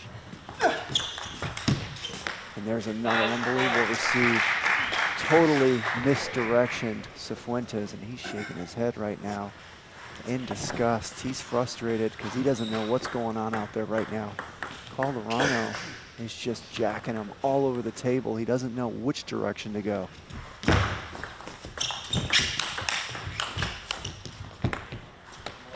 And that was a quality point by Cifuentes. Let's watch it again. With a big forehand, another big forehand, and Calderano said, "Oh, that's too good for me."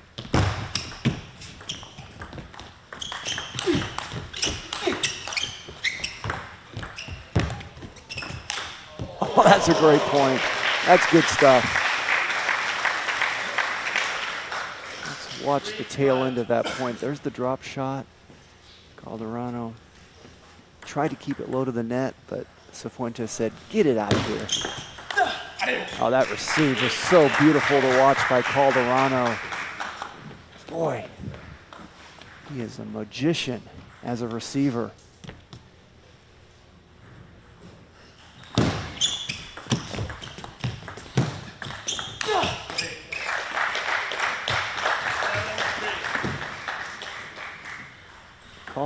just gives you no time. It just takes everything off the bounce so quickly.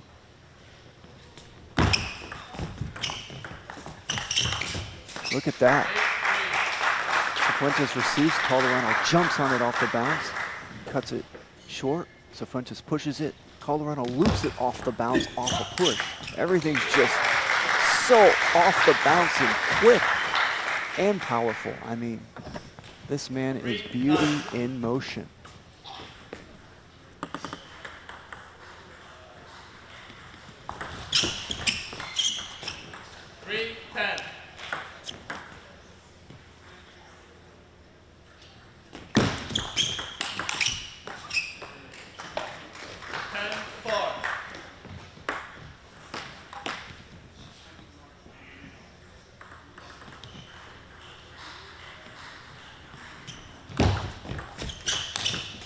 That'll do it. That ball hit the net and the edge. But this match was over before it started because the world number 3 from Brazil, Hugo Calderano, just put on a show out there, dominating the match. But like I said, no matter what happens when he's out there, it is a treat to watch because the shots and the playmaking ability that man comes up with is just special. And it has been a treat for me to call his matches here live and to be right up next to the action and to see him in action. So Calderano will advance to the men's singles final to be played later this afternoon, and he will be awaiting the winner of our next men's singles semifinal coming up next. So I am going to just take a moment and I will be right back with you with Mark Thompson of USA Table Tennis to call this next match. Thank you, sir. All right, we're going to keep it going, guys. We have one more semifinal match ahead before we take a break and then go on to finals happening at 4 p.m. So sit tight.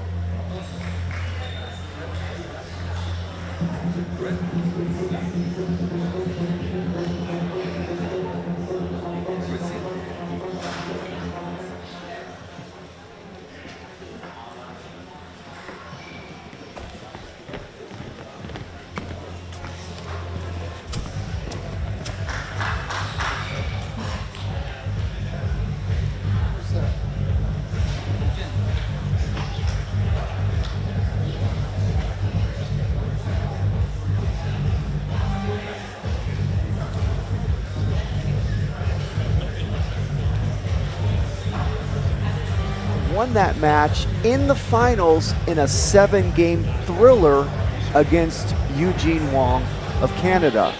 So this is only the second time they've ever played. This is a rematch of last year's final, and so that's why we are so excited for this match coming up. Jimmy Butler, thanks for having me. Very much appreciate you having me here, and particularly, it sounds like I might be coming over the PA right now, so I better be careful what I say. Well, it's great to be with you, Mark, because we called that match last year together, and now here we are again calling the rematch this year.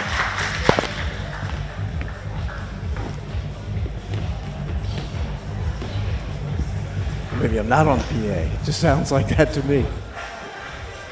So now we see both athletes coming out to the table, and we are going to introduce them here in a moment as the AI camera will pan on to one of them in just a second. And let's see who they, and there's the head-to-head matchup there.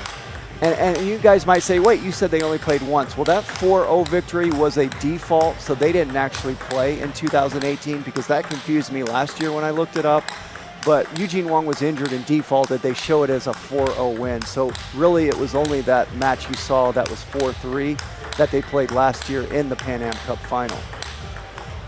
Well, Jimmy, it's always exciting. We get an opportunity to see Eugene play, and of course, Kanak Ja. It's a pleasure whenever we get the opportunity to see him as well. You are exactly right, Mark, and we are right now looking at Eugene Wong on the TV screen. He is 40 years old, currently ranked number 63 in the world. His highest world ranking of his career was world number 46 in 2022, and there's the players he beat to get to this semifinal. Now we're looking at that young man right there. His name is Kanak Ja. He's from the USA. He's 25 years old, currently ranked number 21 in the world. His highest world ranking was world number 19 in 2023, and you see who he defeated to get to this men's singles semifinal. Of course, both these guys have great resumes. Kanak Ja, 3-time Olympian, and 16 and 21 in Tokyo and 24 in Paris. 6-time national champion for Kanak Ja. And of course, he was the 2024 US Open champion as well. And Eugene Wong has won that title, the US Open, 3 separate times. That is exactly right, Mark. And we've got to mention how Eugene Wong got here, Mark.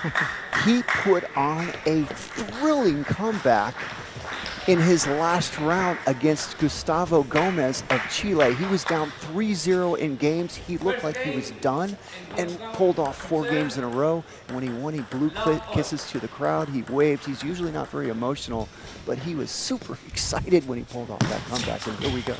This match has started. The rematch from last year's Pan American Cup final.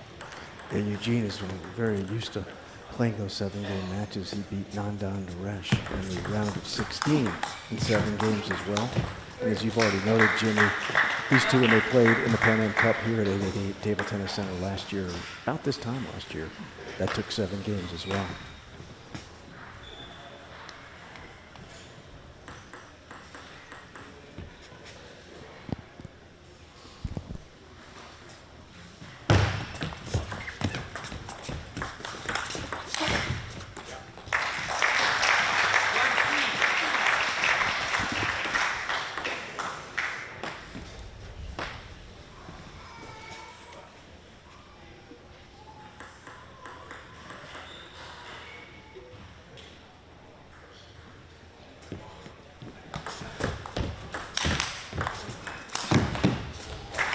Great job by Wong to get that blistering forehand flick back from Ja. Wasn't able to get back into the point after that.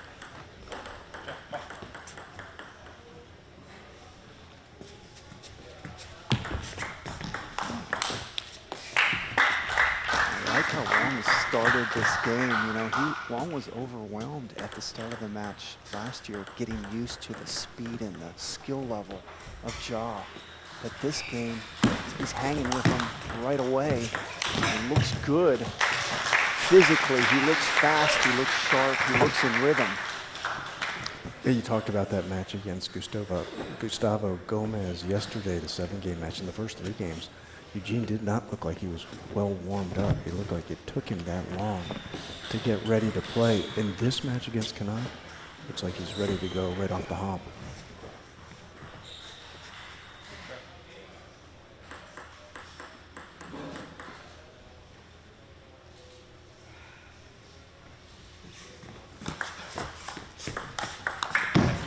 Nice location there by Ja with that backhand opening. Able to get that to the wide forehand of Wong.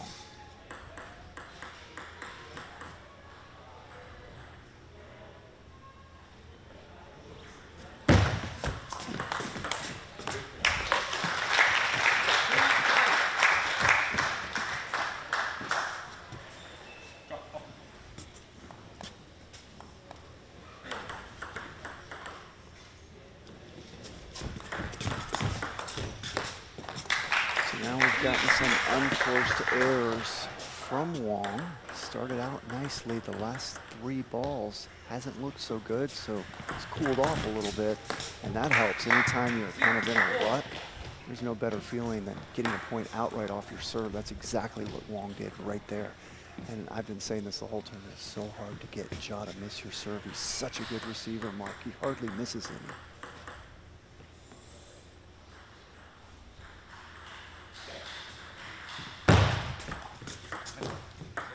That ball barely hit the top of the net. I didn't even see it from here.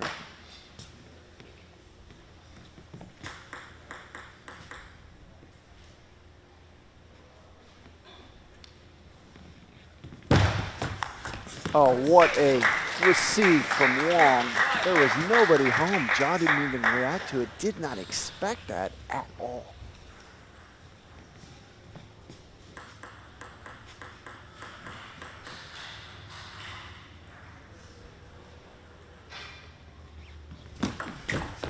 That's a heck of a serve there. Ja loaded that up with side underspin, kept it so low to the net. It was interesting yesterday, Jimmy, in the match against Naranjo from Puerto Rico, that Ja had some trouble with the high toss serve. There were several times when he just dumped it right into the net. I don't see that so this far today. It looks much more solid, much more sound. Naranjo has a stronger service game than Wong. Wong's service game is he's not known for a strong service game. It's not that they're terrible serves, but there's nothing special about it. So unlikely you're going to see Ja have too much trouble with the Wong service game this match. There was some emotion from Ja after he won that point for the first time in this game. Let his vocal cords be known to take this 2-point lead.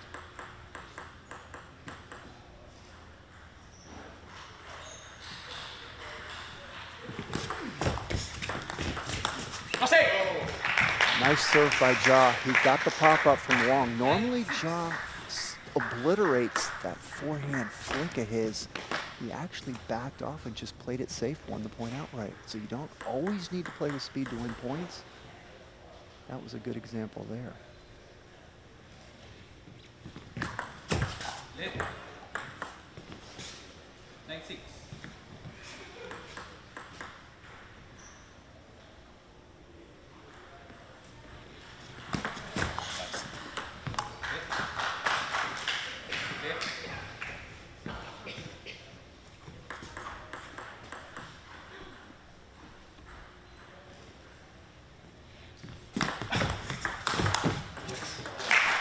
Fast and long serve that time from Kanakja. Looked like Eugene just was able to get it back, but unable to get the point. Now game point here for Kanakja. And that does it for game one. 11-6 victory for Kanakja. The winner of this match, of course, Jimmy, will play Hugo Calderano in the finals a little bit later today. Calderano took care of business against Horacio Cifuentes a little bit earlier. There were a couple of moments, I suppose, for Hugo of trepidation in that match, but not very many. He just looked very sharp again. He is a man. Every time I've seen him, he's a man on a mission, but clearly in this event as well. The only moment Calderano was threatened in that match is when it was 0-0 because it was all Calderano each and every game. The women's final, of course, will be an All-American matchup. We've got Lily Zhang, who won earlier today against Mo Zhang of Canada. And in, I suppose you might call it upset fashion, and in very, dramatic fashion, Amy Wong was able to defeat Bruno Takahashi in their semifinal earlier today as well. Well, I call it a big-time upset because Takahashi has just woman-handled Amy Wong the last few times. And Takahashi's been playing lights-out table tennis in the Americas. There's only one athlete that's been able to beat her, and that's Adriana Diaz of Puerto Rico, who's slightly higher in the world rankings. But Takahashi has just been dominating everyone. And, I said on air during the match, I haven't seen Amy Wong play well in quite a while. She's in school, can't train as much. And the stuff I saw her do that match, that's the best I've seen her play in years. Not since she beat Takahashi in 2023 have I seen her play that well.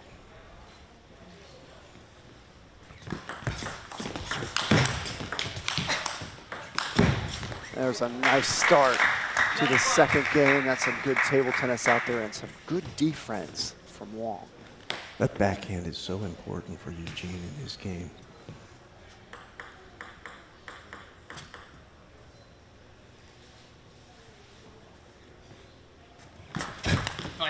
What a serve. Totally caught Wong wrong-footed. Wong was going in for the short serve receive and was totally wrong-footed there.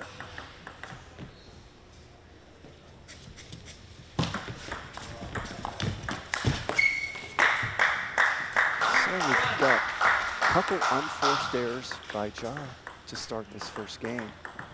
That was the worst of the two unforced errors. We saw him make one in that rally earlier as well. There's another unforced error. And once again, you just don't see Ja miss many receives. And when he does miss one, he's really, really upset about it. He hates missing receives. He doesn't want to give his opponent any free points. He just doesn't make many unforced errors. We've seen him make 3 now to start this game. Again, Wong missing with the backhand, which for him is such an important component of his game. When he's on, he doesn't miss that shot, but that time, off the net now.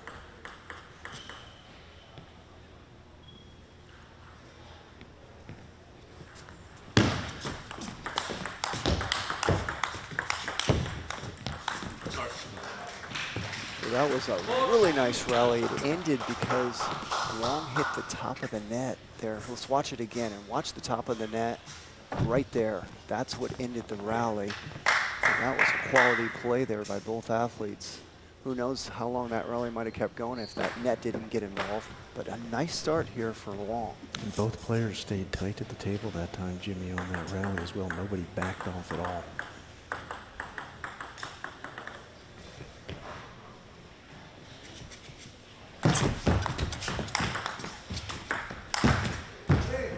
Great stuff by Eugene Wong of Canada.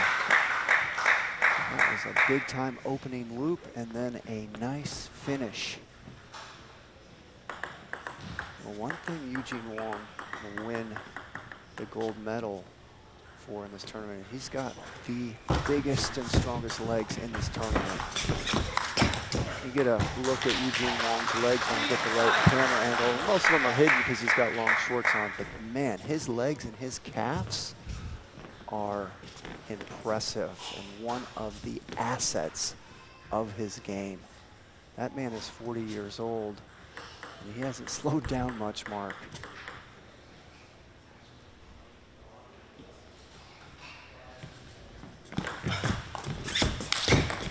You're right, Jimmy. Eugene is very deceptive athletically to me because if you look at him, you think, okay, this is not going to be a person who moves well, but he moves fantastically well for a person who's 40 years of age. His legs remind me of Fan Zhendong, in all honesty. You're right about that. That is very Fan Zhendong-like there. Oh, that's a great receive from Wong. We've seen him do that twice this match. Won the point outright off it. And a nice lead in the second game for Wong. Ja has made more unforced errors this game than I generally ever see him make.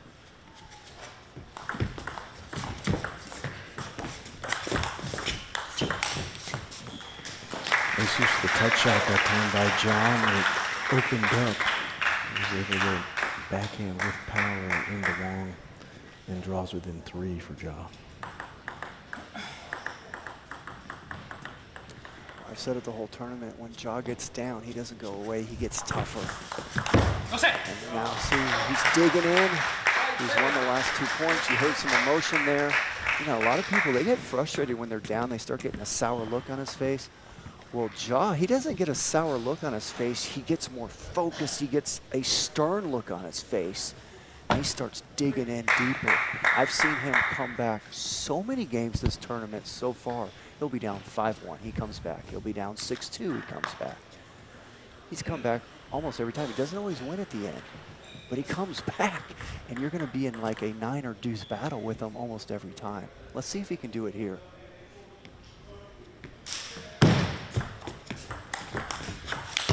That's 3 points in a row. Won by Ja. That was a beautiful shot. And he's only down 1 now. Well, it's almost like Ja needs the adversity to play his best, Jimmy. Certain athletes are like that. They need their back to the wall to really play at their finest, and Canuck seems to have that trait. And Wong just looked back at his coach, seeing if his coach could give him any tips that might help, trying to stop this run by Ja.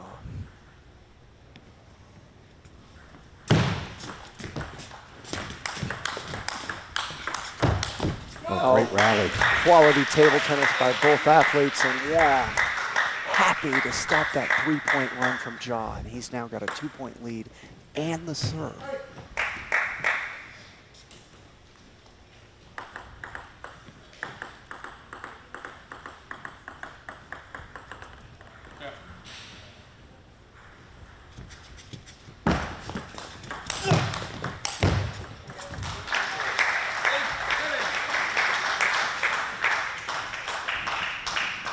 Most of the time, Wong is a favorite against most athletes here. He was the last couple rounds. You don't see him go for much speed on his backhand, but now that he's playing Ja, he knows he has to take risks.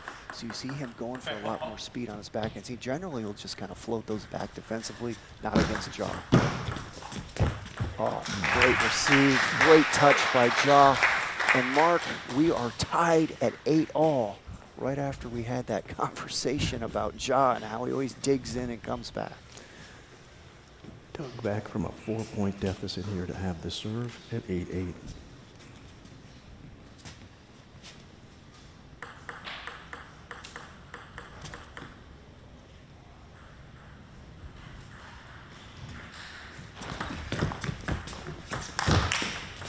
Very nice shot by Eugene, reaching out over the table, powerful loop to the forehand side. Eugene retakes the lead.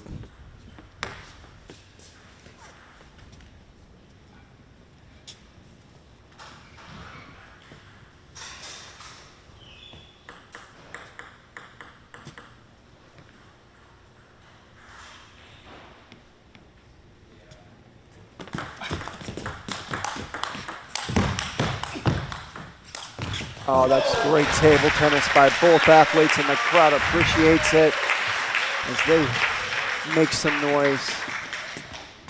Nice block with punch down the backhand side there by Ja to put Eugene in a difficult spot on the final play on that point. But there were several shots in there by both players that were exceptional for that. Probably the best rally we've had yet. And that was an impressive backhand down the line, like you said, Mark. He really had to move over there. So he committed to take the backhand. He actually got stuck and had to go wide and still made it.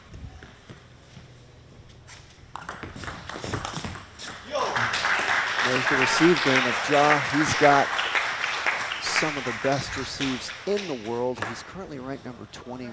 His receive game is better than world number 21. That's one of his strengths. And he just pulled off a good one right there with a chance now to win this game. And that was interesting. Ja, that time, just played really safe and weak on the receive. He decided to go risk-free. I didn't like it because he just lofted it up right to the middle of Wong, gave Wong tons of time to open that forehand up, and Ja was discombobulated right after the receive. So an uncharacteristic receive there from Ja. He really didn't take any risk on it at all. That's what surprised me. He just kind of floated it out there. I don't really see him do that very much.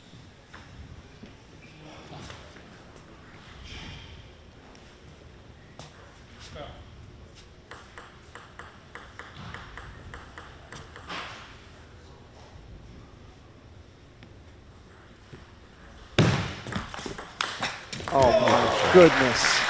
That was a quality receive from Wong, but a better reaction from Ja. And Wong looked back at his coach and shook his head up and down like, hey, that's just too good.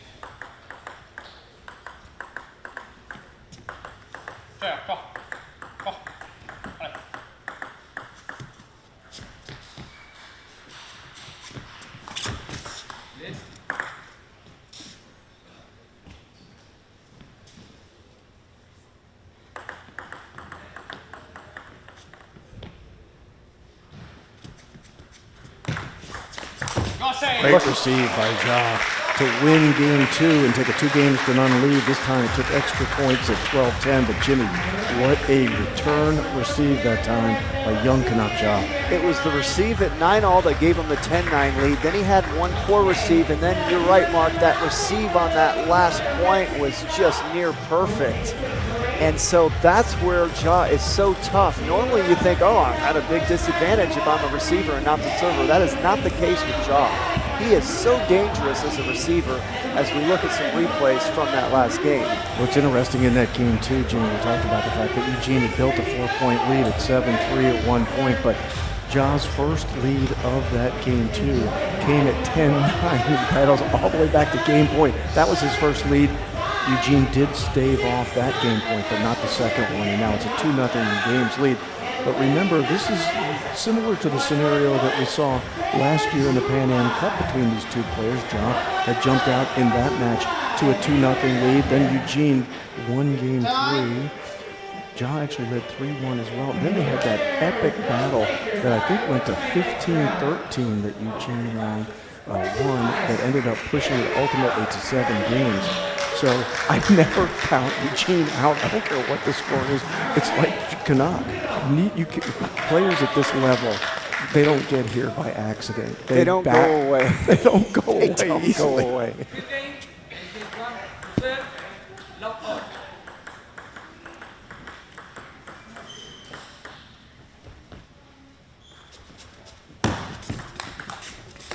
And that serve got away from Wong.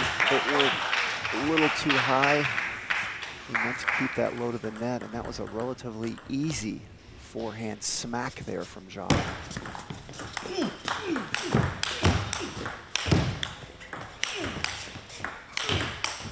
Oh, great rally. That is the best rally of the match, and the best rally we've seen the last few matches. The previous match with Calderano and Cifuentes, almost no rallies because Calderano just dominated every point, didn't give Cifuentes really any room to have a rally.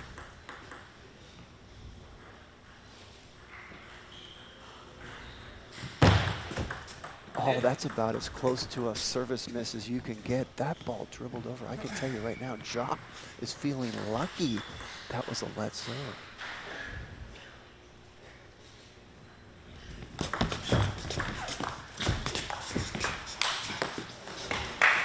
Good job by Eugene that time to dig the ball below the back of the table and get it back on after Ja had done the same from the right side. But now Ja leading 2-1. Ja's feeling good. For him to go for that kind of speed off that kind of shot. He really wasn't in position and went for a zinger. You know, he's feeling good to even attempt that. And he looks good, and look at that shot right there. And it helps when you win the last game at Deuce and take a 2-0 lead. That will make you feel good, Mark, and start swinging like that.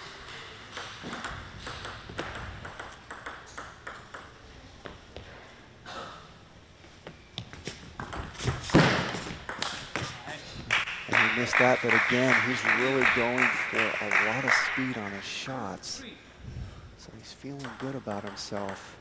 Now, if he blows 1 or 2 more of those, you'll see him back off. Let's see what he does here.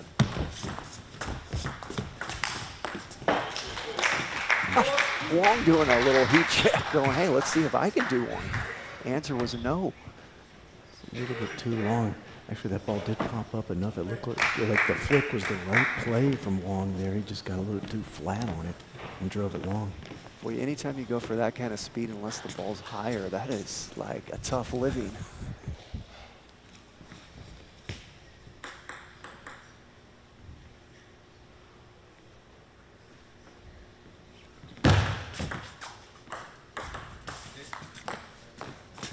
Okay, so that's a fault because the toss hit Ja's chin.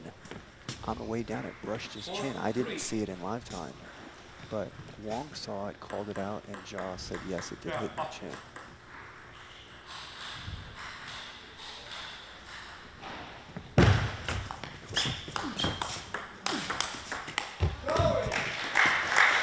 Wong doing a good job of standing his ground there. That was one of the better high toss serves that Ja has hit all game long, but Wong, nice on the return receive, and now ties things at 4.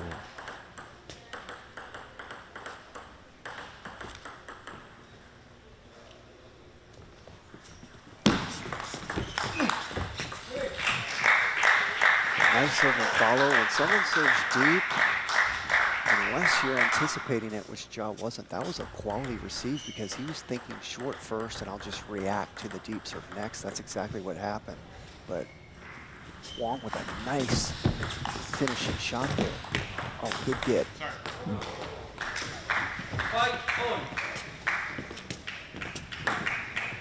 That was a good get there by Wong. I mean, you can't do much better than that. He kept it low to the net, but Ja just punished the next ball anyway. Good example of how quick Eugene Wong is on that play.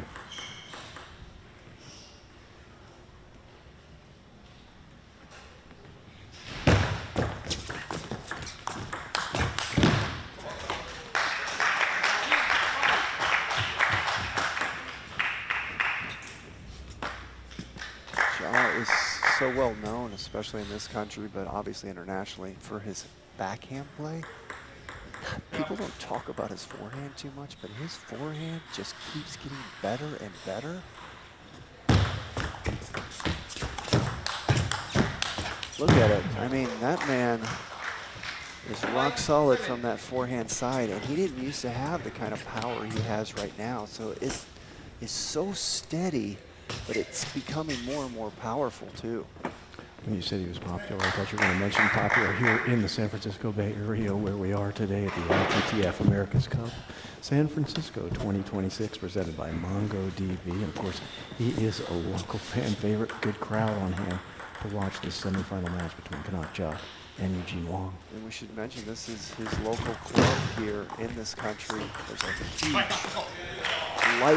bigger than life-size picture of him painted on the wall here in one of the hallways. So this is Kanak Ja's home club here in the United States.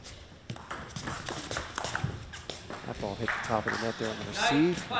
And just like that, we went from a tie game to Ja jumps out to a 9-5 lead. And Ja remembers last year when he was up 2-0 and then the comeback happened. So he wants this game badly. You can see the intensity in his face. A nice touch game between the two players, but ultimately Wong tried to go long and too long, and now game point. I just saw Ja like exhale for the first time. He looked relaxed for the first time this match. He's feeling good right now for the first time.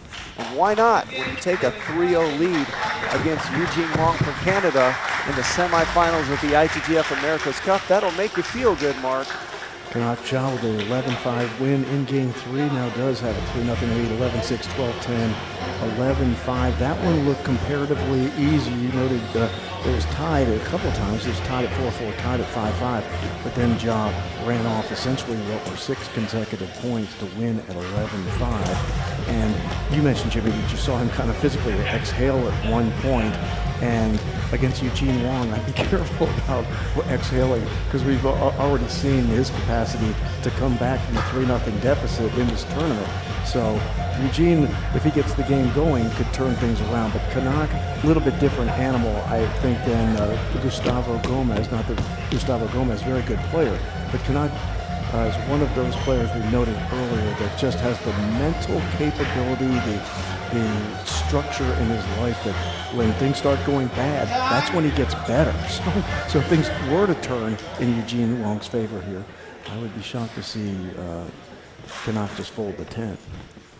And Mark, this is nothing so far like the match we had last year. There's been almost no rallies, and the reason is Ja has made adjustments from his experience last year, and he's really locking Wong down, not allowing Wong to get any of his stuff in, making him so uncomfortable.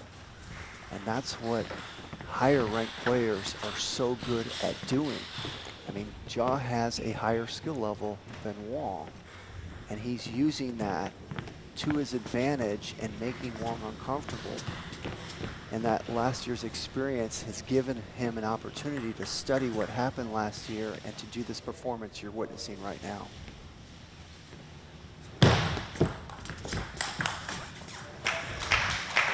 That's a good start for Kanak Ja on that backhand. Deep on the table, difficult to handle, 1-0 lead.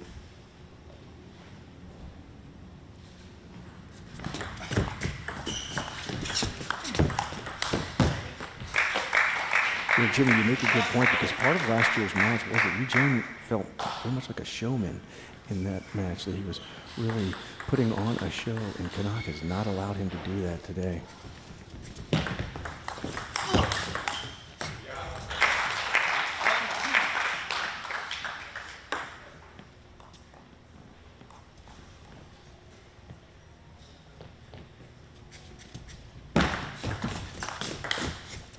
This is very similar to the last men's singles semifinal match we just saw before this started with Calderano and Cifuentes. Calderano just locked Cifuentes down, and it didn't seem like much happened, although it was still fun to watch Calderano do that, because I've got a nickname for him. I call Calderano Beauty in Motion. Just whatever he does is so beautiful to watch. He's so good at everything.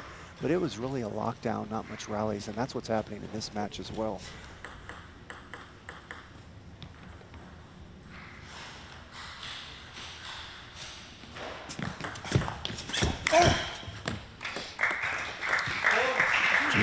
Eugene Wong takes both serves from Kanak Ja. One dumped into the net on the high toss serve. Again, I mentioned it yesterday against Naranjo, that that happened a couple times for Kanak Ja. A little bit uncharacteristic to have a fault on the serve. That's his first of the match, however, today against Eugene Wong. What impresses me about Ja is just from last year, when he opens with his shots, he has more power now. I mean, he missed that last one, but the power he goes for is more than what we were used to seeing previously. He's starting to go for Calderano type power, and he didn't used to have that in his game, and that's what I'm most impressed with right now, is how his power has increased on both sides, backhand as well.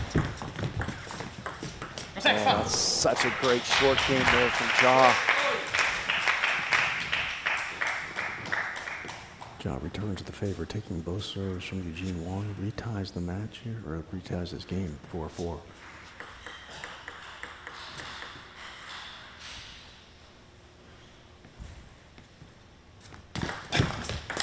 Look at that power there on the backhand. See, he didn't used to just drill the ball that hard, but that's becoming his new normal now. That used to be a big shot for him before. Now it's his new normal. Well, I wonder, Jimmy, if watching Hugo Calderano has impacted him some, because that is a big part of Hugo's game, particularly on the backhand side. I'm impressed watching Hugo Calderano, how much power he creates off the backhand with a motion where he goes into full extension on the backhand side, catches the ball almost like if you're a batter in baseball, you try to catch the ball out in front of the plate. It's almost like he's catching the table tennis ball out in front of the plate, which creates tremendous more power as he's coming through it. And you can see that from Ja as well. And you wonder, he's probably looking at Calderano, how do I beat?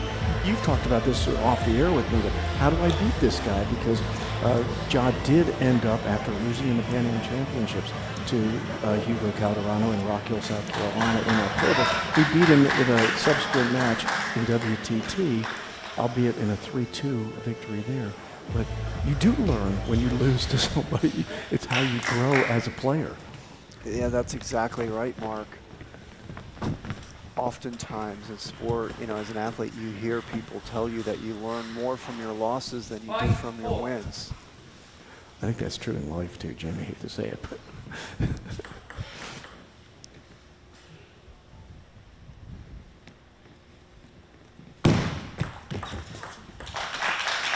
How about that serve coming out of a timeout? Anytime there's a timeout, the server's got a lot of time to think about what serve to come up with to make their opponent uncomfortable. And that was a perfect choice and execution there by Ja.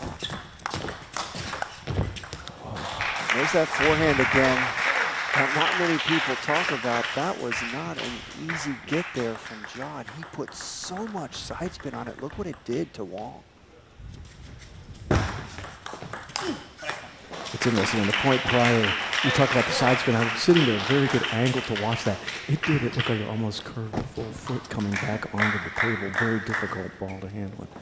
Now Ja's opened up a 4-point lead here, leading 3-0 in the best of 7 against Eugene Wong's semifinals, ITTF America's Cup. And Ja's just been working the body of Wong this whole match. There's another one into his body. And that's been the story of this match. Don't play into the racket of Wong. Make him have to make those little foot movements into his body. He has not been able to keep up with Ja. And that's 6 straight for Ja. Now leading 10-4 with match point here in this semifinal match. And this was an unexpected beatdown, Mark. I didn't see this kind of beatdown coming. And that does it off the serve. That turns out to be a fault for Eugene Wong. And it's an 11-4 victory for Kanak Ja in Game 4 that completes the sweep in the semifinal, 11-6, 12-10, 11-5, 11-4. And, you hesitate to use terms like beatdown, but comparatively speaking, from last year's match in this same building in what was February of 2025, a Eugene Wong Kanak Ja match went 7 games. Not this time, Jimmy. Yeah, that was just a dominant performance by Kanak Ja of the USA. Really similar to the previous men's singles semifinals where Calderano did the same thing to Cifuentes. So what that does, Mark, is we've got 2 guys that are about to meet in the finals, Kanak Ja versus Hugo Calderano, that are looking on top of their games, and I cannot wait to see that match. Jimmy, looking at this match one more time, the Kanak Ja Eugene Wong match, you look to the Game 2, where Wong had a 7-3 lead in Game 2 after dropping Game 1, and we both kind of looked at each other and said, this is the type of adversity that Kanak Ja just feeds off of. And from that point forward, he ran like a wild horse and took off, ending up winning this one in 4 games. Of course, he won Game 2, 12-10. You talk about the momentum of sports. That goes the other way. You could have a completely different circumstance. That's exactly right. So, Mark, we are going to sign off here in a few moments, and maybe you can pull up the schedule if you have it for this afternoon, and if we don't have it, I can promise you that there are more matches to come later today. We're going to have the women's singles finals first, and that's actually going to be at 4 o'clock California time. So the women's singles finals between Amy Wong of the USA and Lily Jung of the USA will begin later today at 4 o'clock. Following that match,